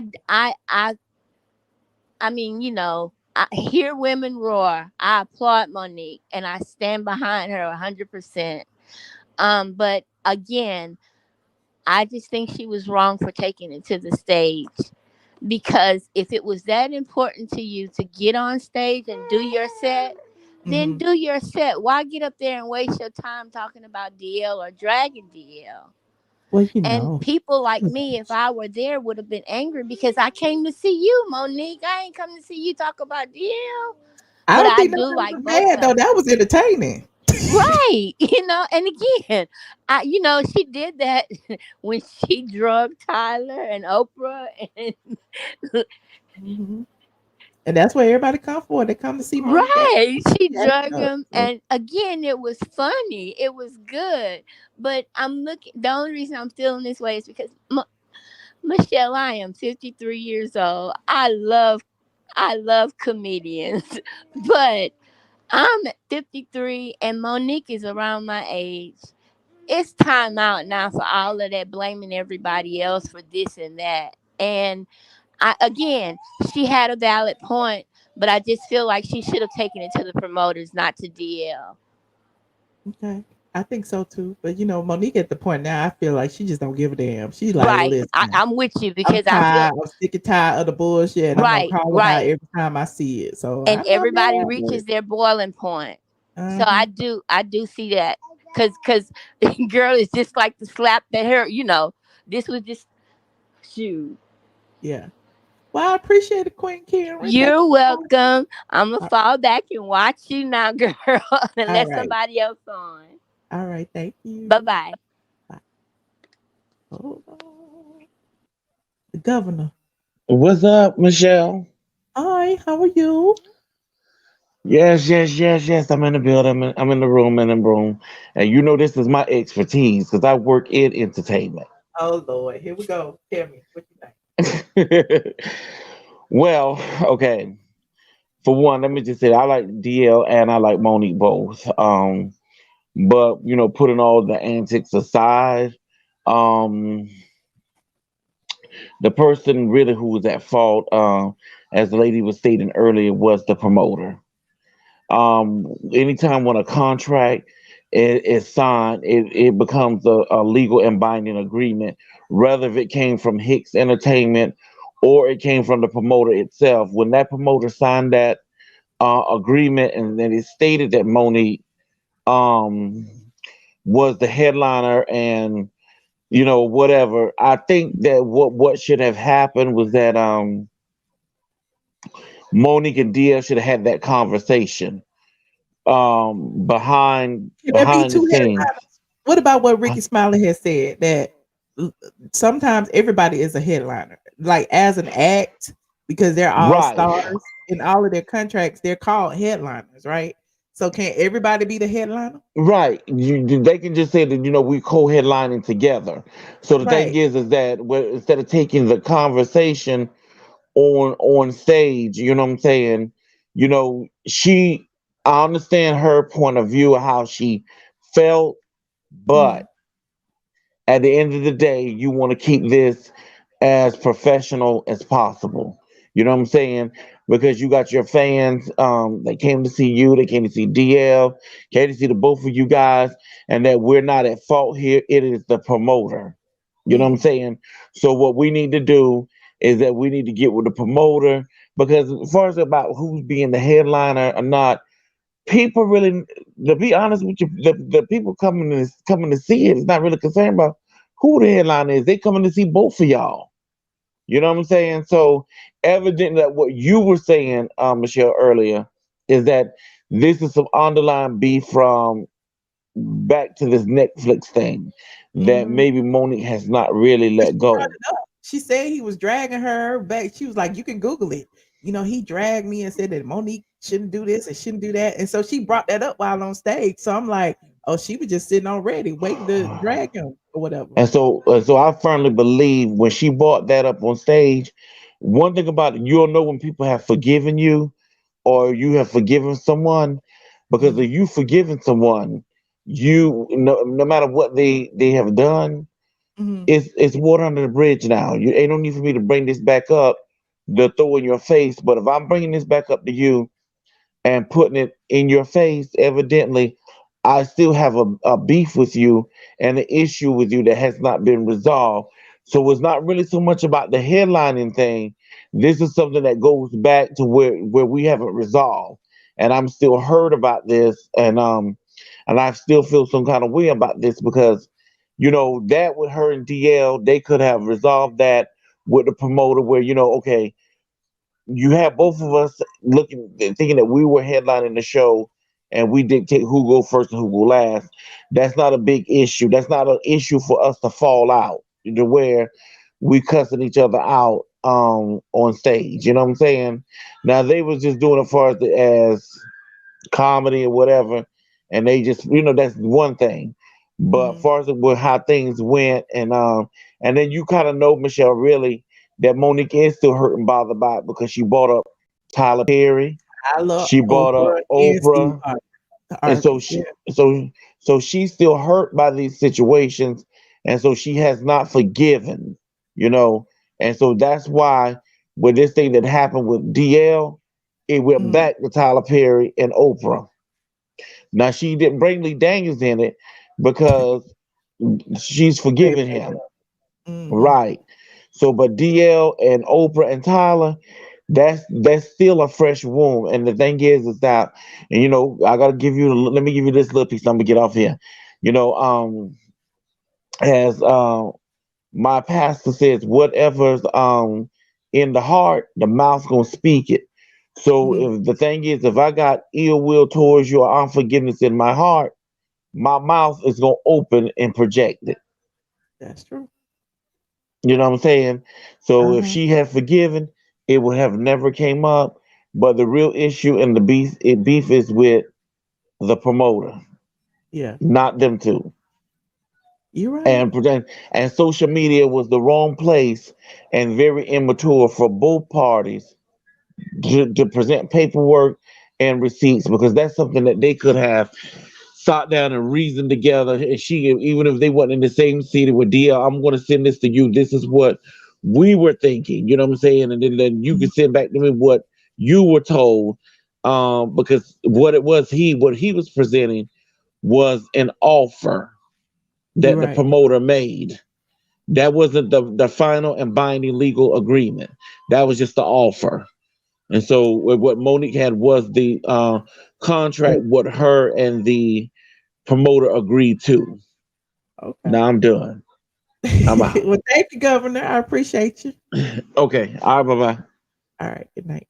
Oh, all y'all back here tonight, honey. Hey, LaShawn, how you doing?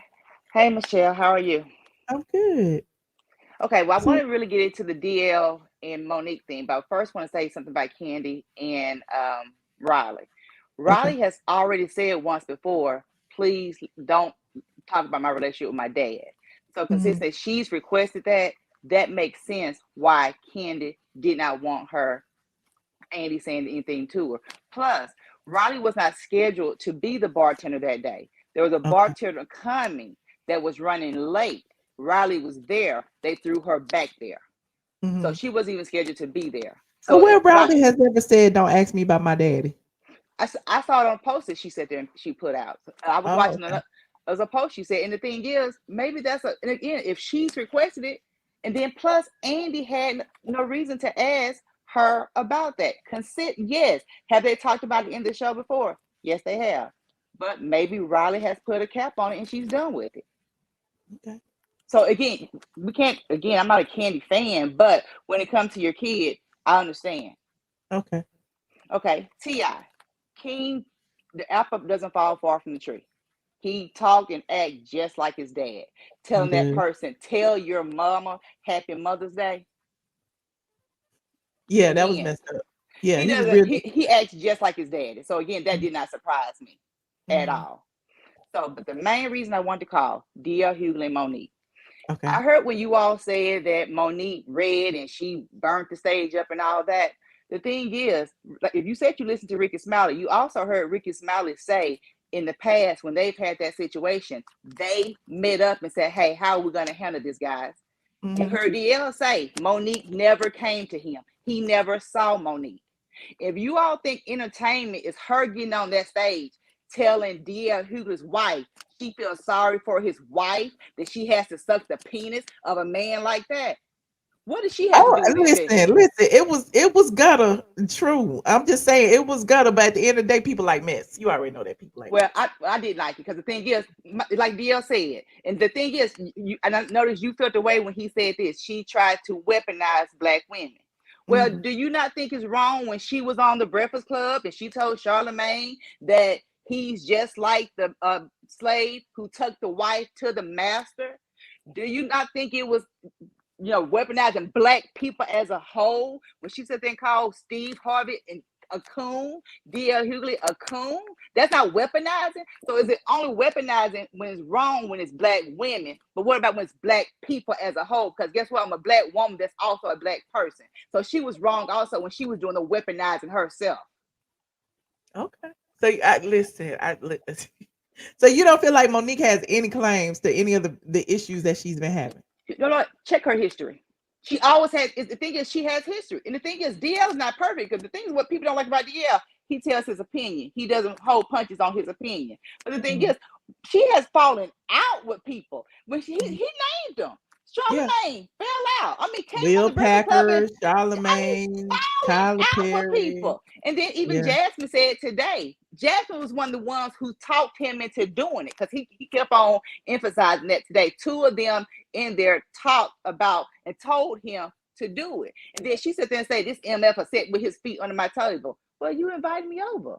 That's why my feet was on your table because you told me to come over. You're gonna tell Oprah Winfrey SMD. And then he has a dog that his kids gave him because it reminds him, it makes him feel close to his family. And I just have a problem with any woman that calls her husband daddy. Because I call my daddy daddy. I don't call my man daddy. And the thing, like the woman said before, she said it seems like ever since Sidney has gotten in the way or became her manager, he's only gotten in the way. Oprah Winfrey. Who falls out with Oprah Winfrey? Who falls out with her? The Tyler Perry, I get it. I love Oprah, but she's not perfect. Who falls out with her?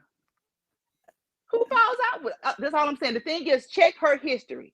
Okay. It's the Charlamagne. It's the Will Packer. It's the Oprah. It's the Tyler Perry. It's the Steve Harvey. Again, if you give me a list similar to that, similar as far as DL falling out, and like he said, you can check my history. And the thing is, I'm not a DL fan, a lover of DL Hughley or Monique. But one thing you said, I wonder why he's showing that picture when she was fat. He was only saying because he said Precious, she was a bullying Precious, and that's the picture he showed. He wasn't talking about, well, I can't tell you what he was talking about. Yes, he was, because why even bring that up? Because that was a role. She was a bully then, and she's still a bully. So Precious was an autobiography.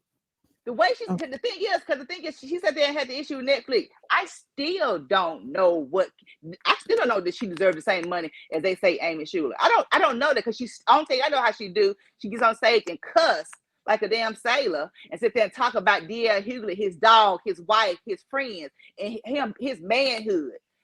I'm like, do you see your husband? But isn't that what most comedians do, though? Again, when they drag I still don't why should know DL what she be do. exempt? Because he was on the show. Like, they talk about all kind of people. They talk about Bill Cosby. They talk about her whole thing was about DL though. Just that just the intro. The intro, but maybe I was late to your show today because you sat there and read and did her. Yeah, that was the intro of the show. That's why she was like, after she got that off her chest, she was like, "Now let's start." And then she left. And then she left. She said, "Now let's start the show." Okay, that was only a little 10 minutes. She was on stage for 45 minutes. But then she also came late, and then he gave the scenario. And again, I don't know DL to sit there and say he's telling the truth or not, but he said she came late, which is the oldest book show trick in the book, where she tried to push back with the hopes of them putting her on last. Because at the end of the day, like he said, and the same thing Charlamagne told her, it's not what you've done, it's what you're doing. Because DL does shows every weekend, because he's on the radio every weekend saying, I'm going to be here. And Earthquake broke it down perfectly, because this was when DL had the issue with all of these men. You don't see something wrong with all of these men having an issue with this one black woman. Well, guess what? Well, did you hear Lou Nell on the on the Ricky Smiley Morning Show today? What'd she say? Well, look, she said, and the thing is, she said made sense. She said it was ego. But then she also said, well, if it keeps on being everybody else, if you keep on having problems with everybody, people are gonna eventually look at you. And again, it's not a woman. What if there was genuinely? I get what you're saying. I understand what you're saying, because I've said the same thing about Monique as well. But I always blame it on the husband. I just feel like his management of her and whatever he's doing behind the scenes. Like, I don't know that he's representing her to the best of. Like, I feel like he needs to be the husband. He shouldn't be the husband and the manager.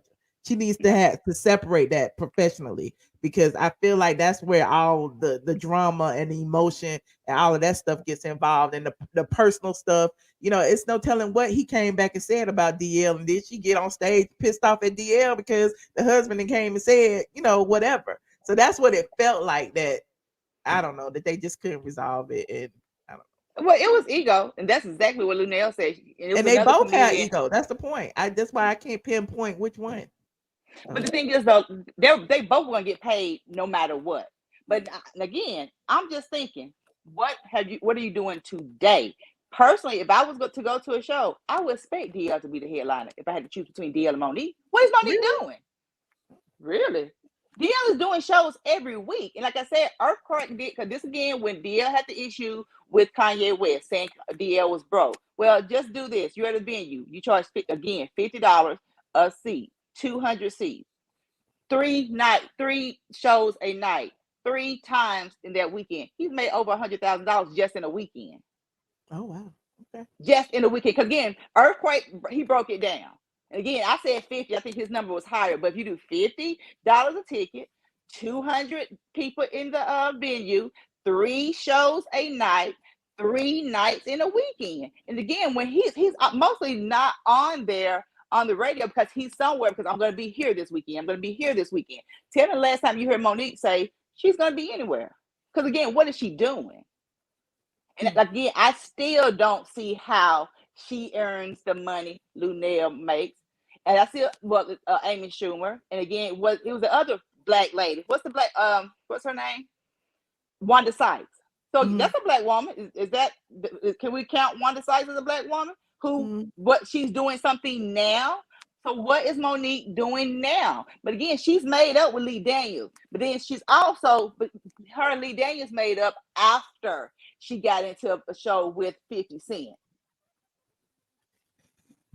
All right. And so again, I'm sure tomorrow 50 Cent will be trolling about it one way or the other because he's the ultimate troll. I'm sure. Well, I appreciate it, LaShawn. Thank you for calling in. Thanks. Ooh, LaShawn's a little pissed off. Hey, Slapmine. Hey, Michelle. How you doing? Good.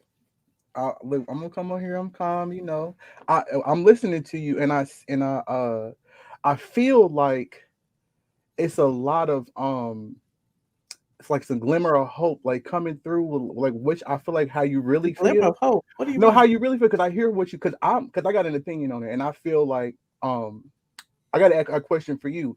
When you keep saying that, what do you mean when you keep? Let me ask you. Do you feel like Monique is justified in starting that at all? I do not feel like Monique is justified for the way she handled it on stage. No, right. I do not. And I want to give you a hypothetical scenario on what I think, and it's just my opinion on went down. I feel like her husband, aka manager, right? He went and proposed, because that's why I kept saying in the comments that was a proposal. And yes, they signed it. Yes, she signed her proposal. But no, it's a performance agreement. But it's from her company, and they signed it. So what? No. Listen to what I'm saying, Michelle. You always okay. Go ahead. I'm just saying, if they didn't honor that, that's on her management, which is her husband, right? Because they honored DLs, and then when they got to the show, I feel like the promoters was tricky. They was trying to tell each other of them what they wanted to hear to get them to the show, because they know that neither one of them was going to agree to open for the other, right? And when they got there, they switched it up on her. They dated switched her, and I bet you that the husband was like, you know what? He back there ranting, and that's where that narrative came from. Because imagine being DL and not having an issue with Monique because I'm closing, and then you get on stage and you hear her going off on you. It's like, well, wait, you didn't even. Who told you I was back here going crazy because you was supposed to close? But you putting these imaginary scenarios. But it's not a scenario because she put an imaginary scenario out there when she said that he went on a rant about her closing when he said he didn't even know. I mean, all of her fans, all of the Team Moles are saying, well, he was crying about it. Well, show me the video where he was ranting about her closing versus him just saying, this is what my contract said. Okay. I just think they both got the short end of the stick. But I Michelle, think you taking it public was the wrong way to go. But if somebody came at you on a public platform, I would not expect Michelle. Why Michelle responding publicly? Why she responded? Because she felt like she's in the right. You can't. What Monique felt like she's in the right? No, I'm saying if you was DL Hughley and somebody was saying that you was back here ranting and you didn't want Monique, and when you really did not have an issue with her, I can imagine DL showing up thinking that I'm closing, and all of a sudden it's this narrative spent by her. By whatever, because somebody had Monique back there hot when she showed up, and then she seen that DL was closing. I'm pretty sure Sidney had to soothe her by saying, you know, he's ranting about closing, so you need to get out there and drag him, because I don't see an issue being with Monique and DL Hughley. especially when we just doing comedy. Well, Like, Monique said when she got on stage that DL was dragging her on some yeah, other stuff. but she knew he was dragging her before she signed up to do a show with him.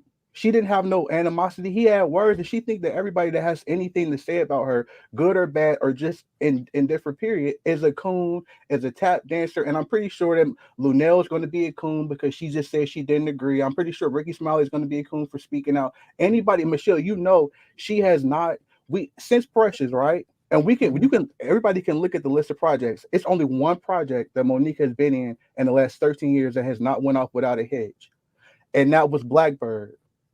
Everything else that she's been in, she has been a issue. And I'm trying to figure out, just like LaShawn said, or she implied, at what point can we stop saying that you know, because I get it. It's a black women, people against black women thing, this and the third. But at some point, you are a human being, and you just the I hate when you problem. say it's people against a black women thing. I mean, that's how But people try to say, like, you ain't allowed to critique it because it's a black woman. But my thing is, at some point, you are agent of chaos. Okay. You know what I mean? It's like, I would, Michelle, can you imagine wanting to being a part of a production of a movie and say we thinking about casting Monique? I would be scared for my life. Yeah. At this point, you know, we already know that Monique is gonna come with the fire some kind of way, whatever the situation is. It's happened time and time again. It's gonna be an issue every single time she's And in I don't, something. and right, and I Somebody don't gonna want do it to something be wrong. that though.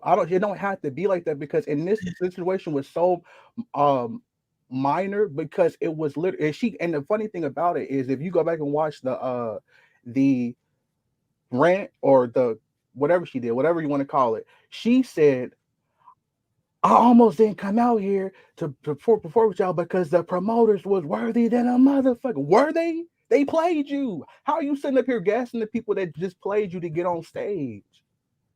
Like, you know what I mean? You bigging up the promoters, but they were the problem. And the head of the problem is your management, which is your husband, because anybody else's manager would have made sure that I am still the headliner. And if I get there and I'm not, and I have a big issue, I'm not going on.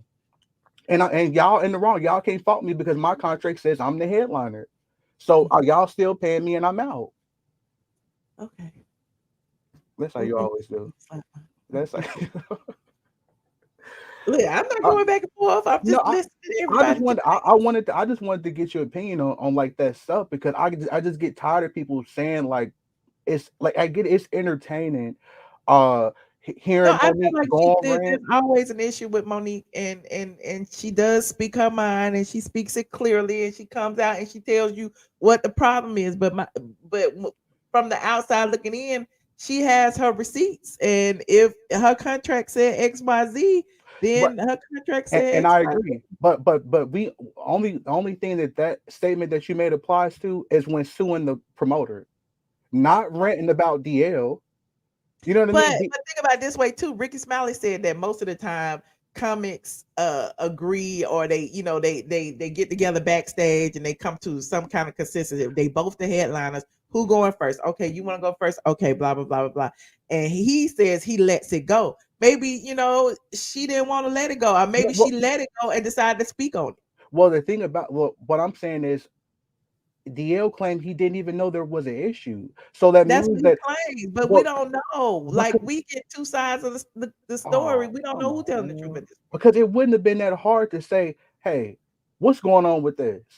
Or because she never implied that she spoke or tried to speak to DL behind the scenes. She just went on a rant, which to me was Sidney covering his tracks by saying, I dropped the ball, so you need to get him. He back there crying. He back there doing this, so drag him. And then you sitting here like, but well, what the hell DL, I do? but she said that he was gonna shut down the show, or that he was gonna leave, and that was a part of his contract too, right? But he said that was a lie. He said even if he had a problem with the lineup, he would have the problem would have been with the promoter, not the talent.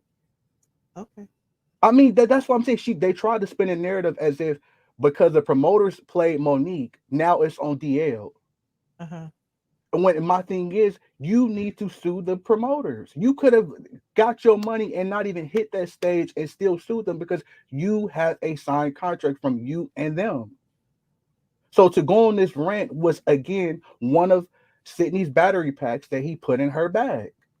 in my opinion. Because Monique, as long as the check clear, who cares who's going first and who's going? Because it was an ego thing, and that's why because can you imagine them telling Monique like, hey, you opening up for DL Hughley? She probably would have said, I'm gonna go ahead and pass on that quietly, but they played her to get her there, and then they bait and switched her, and then that's why she was hot, and they had to justify it. You're right. Well, thank you, Slap Mom. All right. Hold on. Hi, Miss Barbara. Hey, Michelle. How you doing?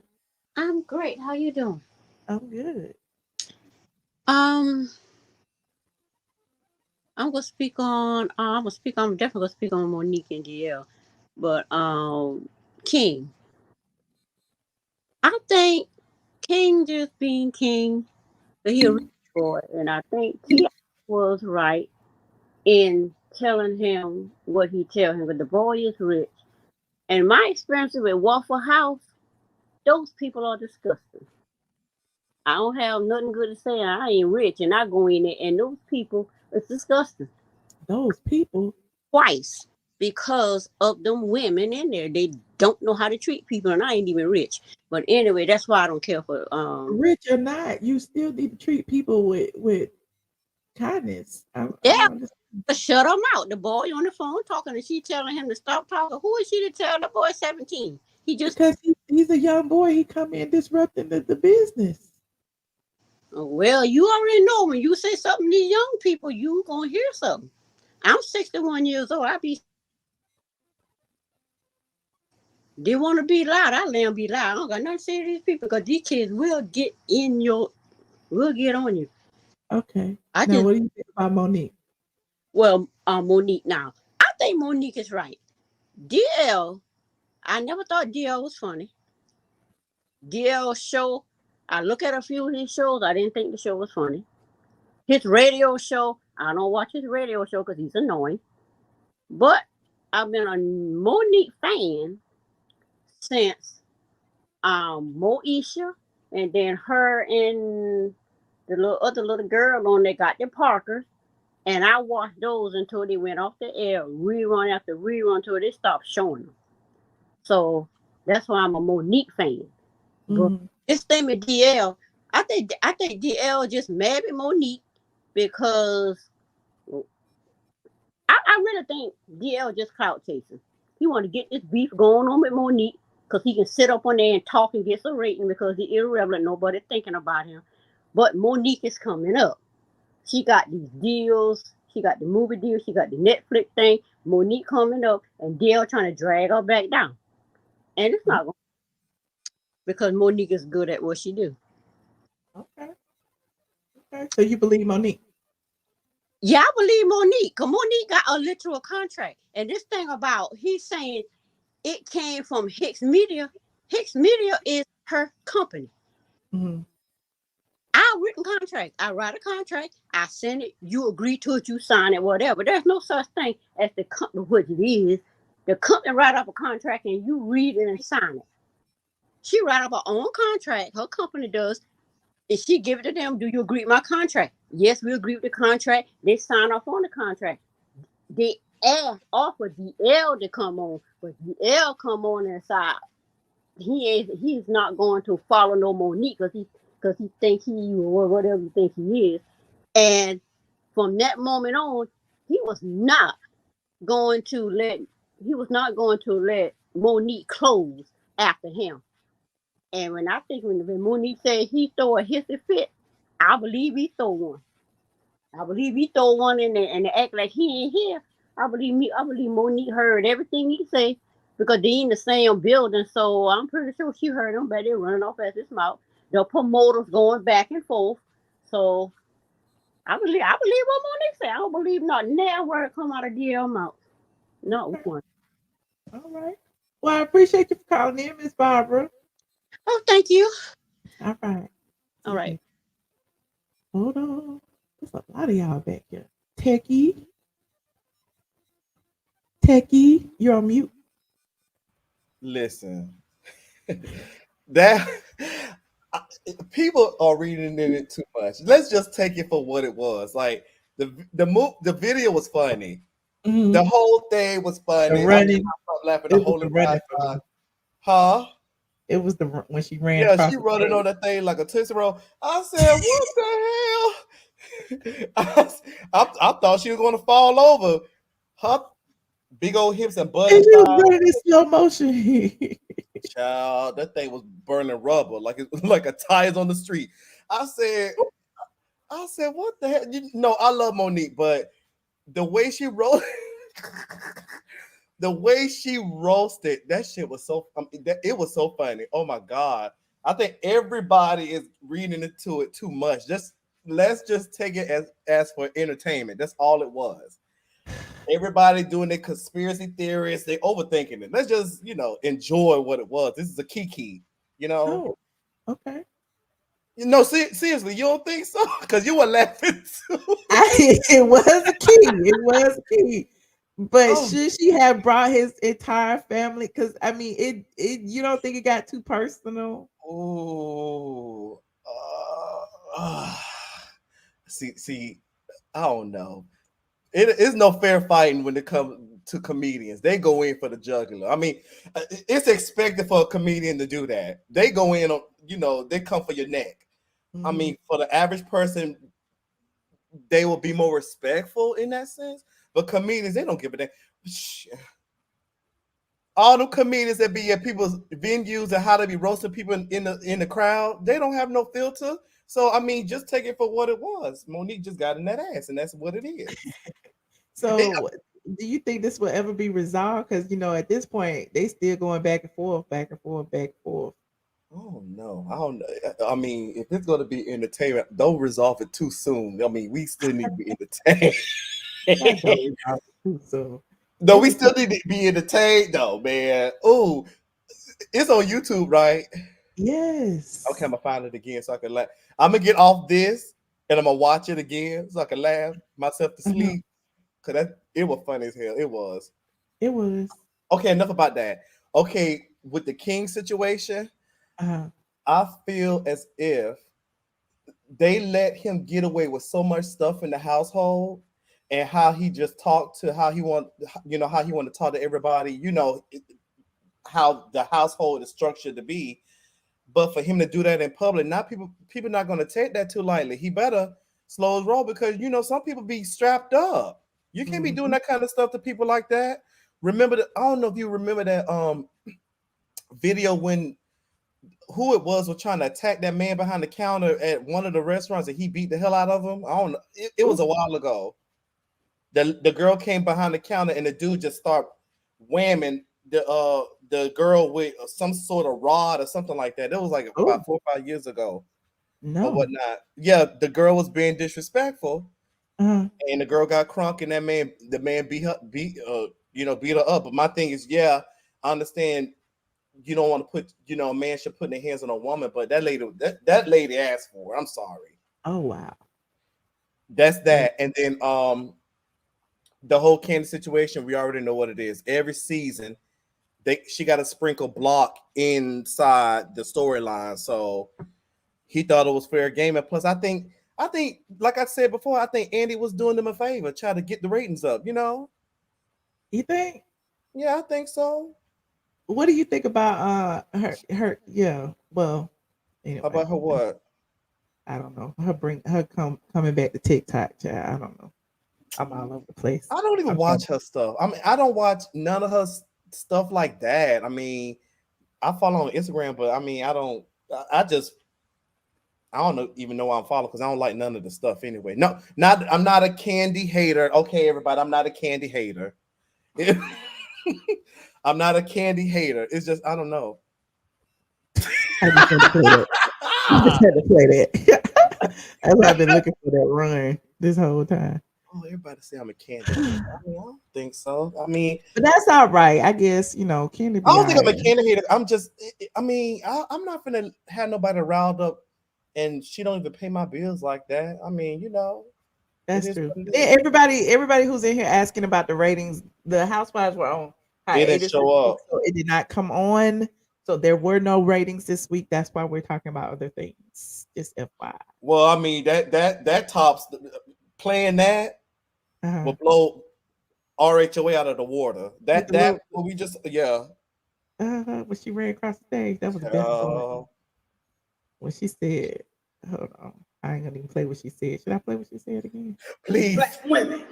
What kind of real nigga is that? That's a bitch nigga. Ooh.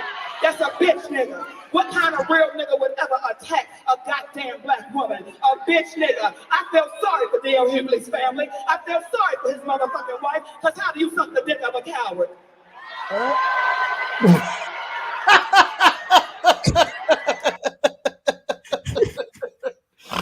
I cannot. Okay, I'm hanging up. I gotta go. All right. Bye, Techie. Bye. Y'all so wrong. Y'all so wrong. Jodeci. What's up, Michelle? What's up? How you doing? It's time for a real alien to speak because some of y'all got shit twisted. People are using her history as leverage to condemn how she spoke out. At the end of the day, the truth needs no support. However, in this case, you can see, if we look at the cat facts, Monique provided a signed agreement. DL Hughley brought up a it wasn't even a performance. Yeah, it was a memorandum, which means it's can be changed or subject to change. And another thing too, if we look at the dates, Monique's was signed on the 28th of March.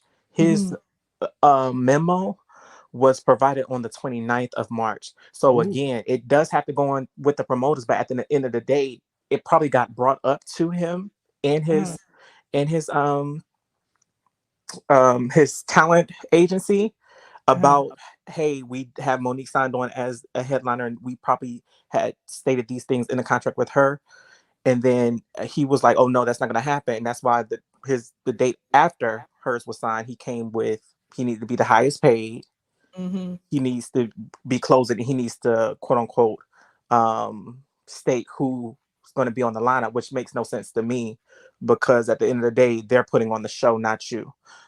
Secondly, I do agree that he probably came back there after, because if you look at the when they did the mic checks, when they go for the sound check, it had, even though she went on before him for sound check, on that original one, it stated that he was supposed to go on before her. So her showing up, quote unquote, he's saying that she was trying to stay late for time or whatever at the time. Her agreement, she wasn't supposed to show up until that 9:45 when she was supposed to hit the stage, and not that 8:45 time that she showed up, or quote unquote being 5 minutes late. At the end of the day, everybody can get roasted, and roasting is a part of jokes. Her legacy, or who she looks up to in comedy, is Richard Pryor. So again, if you're coming from that type of that kind of if you're coming from that type of arena, from that type of ilk, then you're going to get those type of jokes. So when she was coming for the family, again, on a stage where she's producing entertainment, either you take it as entertainment or you take it as a personal hit. And I think he took it as a personal hit because he felt like she was just supposed to shut up, say her jokes, and be going about her way. It goes back to this whole thing about you should just be excited that you've even been invited to come back. You get what I'm saying? So I feel like I'm not here for that. And it's the Lunel situation, all the other comedians speaking on it. Affect Monique going forward? I don't think so. Maybe I don't think so, because again, she still makes her money traveling and doing comedy shows. What many may not know is she does get booked like around the smaller venues or whatever. And she makes about $2 million a year annually. So I don't think that's going to affect what she already brings in. And now that she's getting her roles back into Hollywood, she's only going to fuck with those who she feels deemed that she can do business with. Again, she just made up with Lee Daniels after, of course, 50 Cent saying he was going to come in and do what he did. And so he actually did. You can see that she's about to be on season 2 of BMF.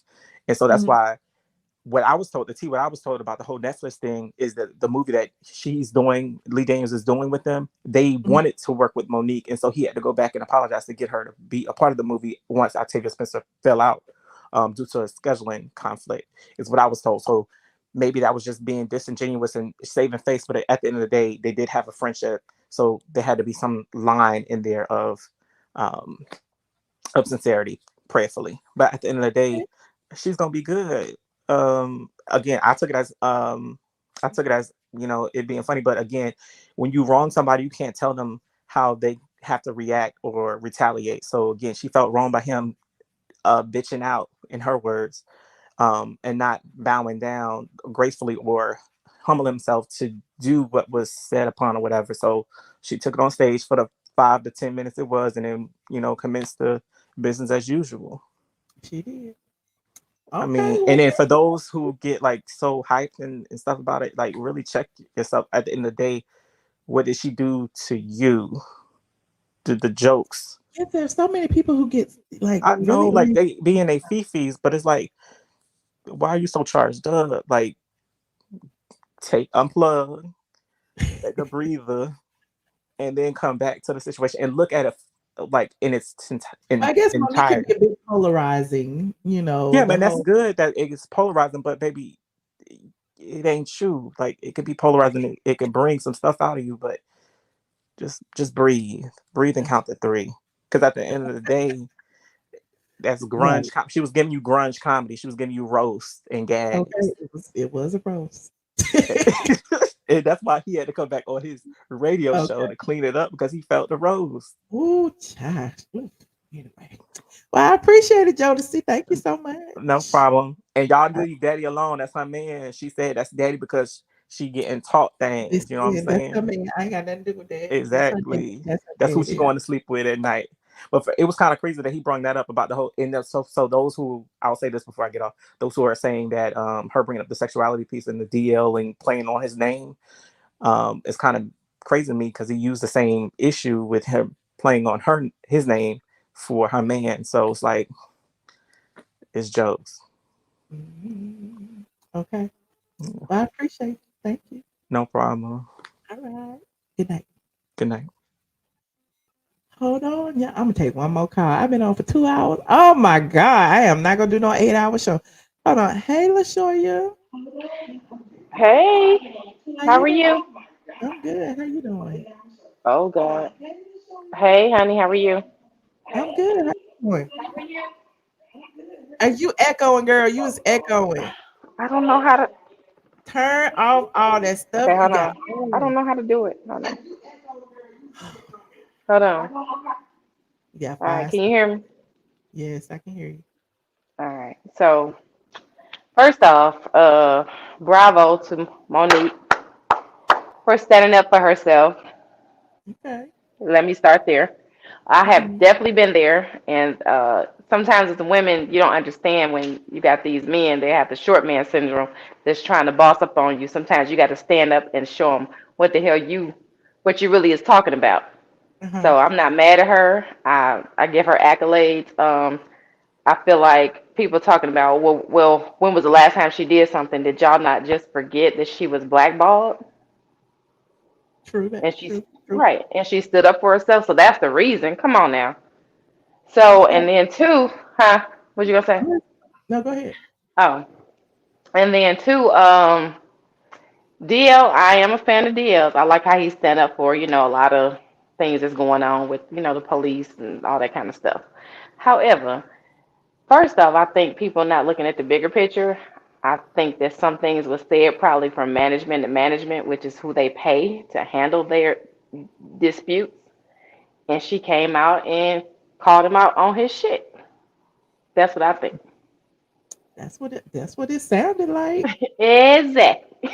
And so when he got specific and said, I did not talk to Monique, that's different than I didn't talk to Monique's people Right. or my people didn't talk to Monique's people. Right. So that was cold for me. Like, oh well, you just said some fucked up shit, and she, you know what I'm saying, and it got back to her. Either she heard it, she got back to her, and she called you out on it. And then it was in my hometown. You know what I'm saying? Detroit. What up, though? 313.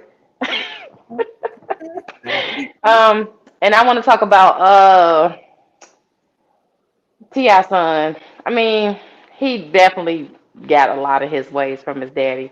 I think that is, you know, I don't think he's acting any different than a lot of these other young kids act, whether he's rich or not. A lot of them deal with their testosterone. You know what I'm saying? Coming up as a young man, you know, when somebody says something combative, they feel like they got to boss up. They got to let them know that they, you know what I'm saying, they ain't no punk type of thing.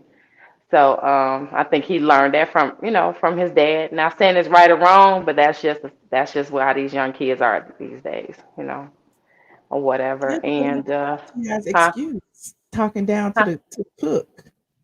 No, I mean, I'm not saying he's right about it. I'm just saying this is typical. This is what they do. Okay. Unfortunately, you know, I think it's scary though these days because, you know, whenever that happens, you know, a lot of stuff can go, you know, to the left, and nowadays people, you know, quick to pull the trigger or shoot somebody or whatever. So we definitely don't want that to happen. Right. Tamar, I think I believe she is jealous. I think it is some jealousy in that type of thing. But two, I think Tamar just needs to figure out her life and what she's trying to do, and really just go back to disconnected from social media, because it's just like you too grown for that. Right. Flat out, Well, I you know. appreciate you, Shoya. Thank you. All right. You going to Patreon? Yes, No. ma'am. All right. We'll see you tonight. Bye, honey. See you tonight. All right, y'all. I know it's 1,000 y'all still in the back. I know y'all been waiting, but we've been on for 2 hours and 10 minutes. Dang, it's a lot of people still in here. Listen, we talked about a lot today. We talked about T.I. and King. We talked about Kandi and Andy. We talked about Nene and Tamar trying to, you know, what she said, she blocked Nene for her piece. We talked about that. And of course, we talked about Monique and DL, and we broke everything down. We watched all of the receipts. So if you are just getting here, rewind, watch it all. I'll probably go back and put the timestamps in, the little chapters in a little later. But yes, you missed a good show. In the meantime, I'm headed over to my Patreon because I know I owe them. It's the last day of the month. I know I'm slacking like a mug, but we gonna do an after show over on Patreon, and we can continue this conversation over there. For those of you who are in the back who are on Patreon, head on over to Patreon, and we will continue the conversation. Thank y'all for hanging out. King out here with T's energy, T.I.'s tiniest old face, child. Don't be talking about the children like that. Michelle, I enjoyed your show tonight. Love it. Good night, girl. Love you. Thank you so much, Christine. Thank you to everybody who contributed to the stream. I definitely appreciate it. Don't forget to like this video, subscribe if you are not already subscribed, and head on over to Patreon, honey. You said Team Black People. And let me know in the comment section what you think about tonight's topics. Do you think it's Monique's fault or DL's fault or the promoter's fault that, you know, they out here in these streets you know, swinging on each other? Let me know whose fault it is. Let me know what you think about T.I. and King. Let me know in the comment section. Also in the description box is a link to my Patreon. I see you, Paul Green. So head on over there. I will be over there in a good 15 minutes. We start at 12:30 for the iamATLien After Dark. Ooh, it's gonna be shady tonight. I can already feel it in my bones, honey. I can feel it in my bones. I will see y'all over there in a little while. And to you public people, I will see you guys in the next video. Good night.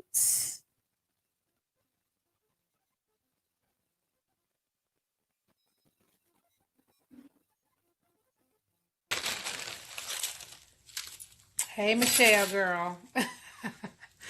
Okay, you just want to let me be great. Who are you, Michelle? You get me every time, girl. You ain't gonna miss none of these. Hey, what's up, y'all? I am your girl, Kandi. Hanging out with Straight from the A, you know. I love y'all. Atlanta is the best place in the world. Don't ever get it twisted. I am definitely straight from the A. This is Tyler Perry, and if you want the truth, a lot of blogs don't tell the truth. StraightFromTheA.com. That's what you check out. And you love us, don't you? Shaggy is in, bitch. Shaggy is in. Shaggy. These people don't like Michelle, but that's my. Fuck them hoes. Ain't that right?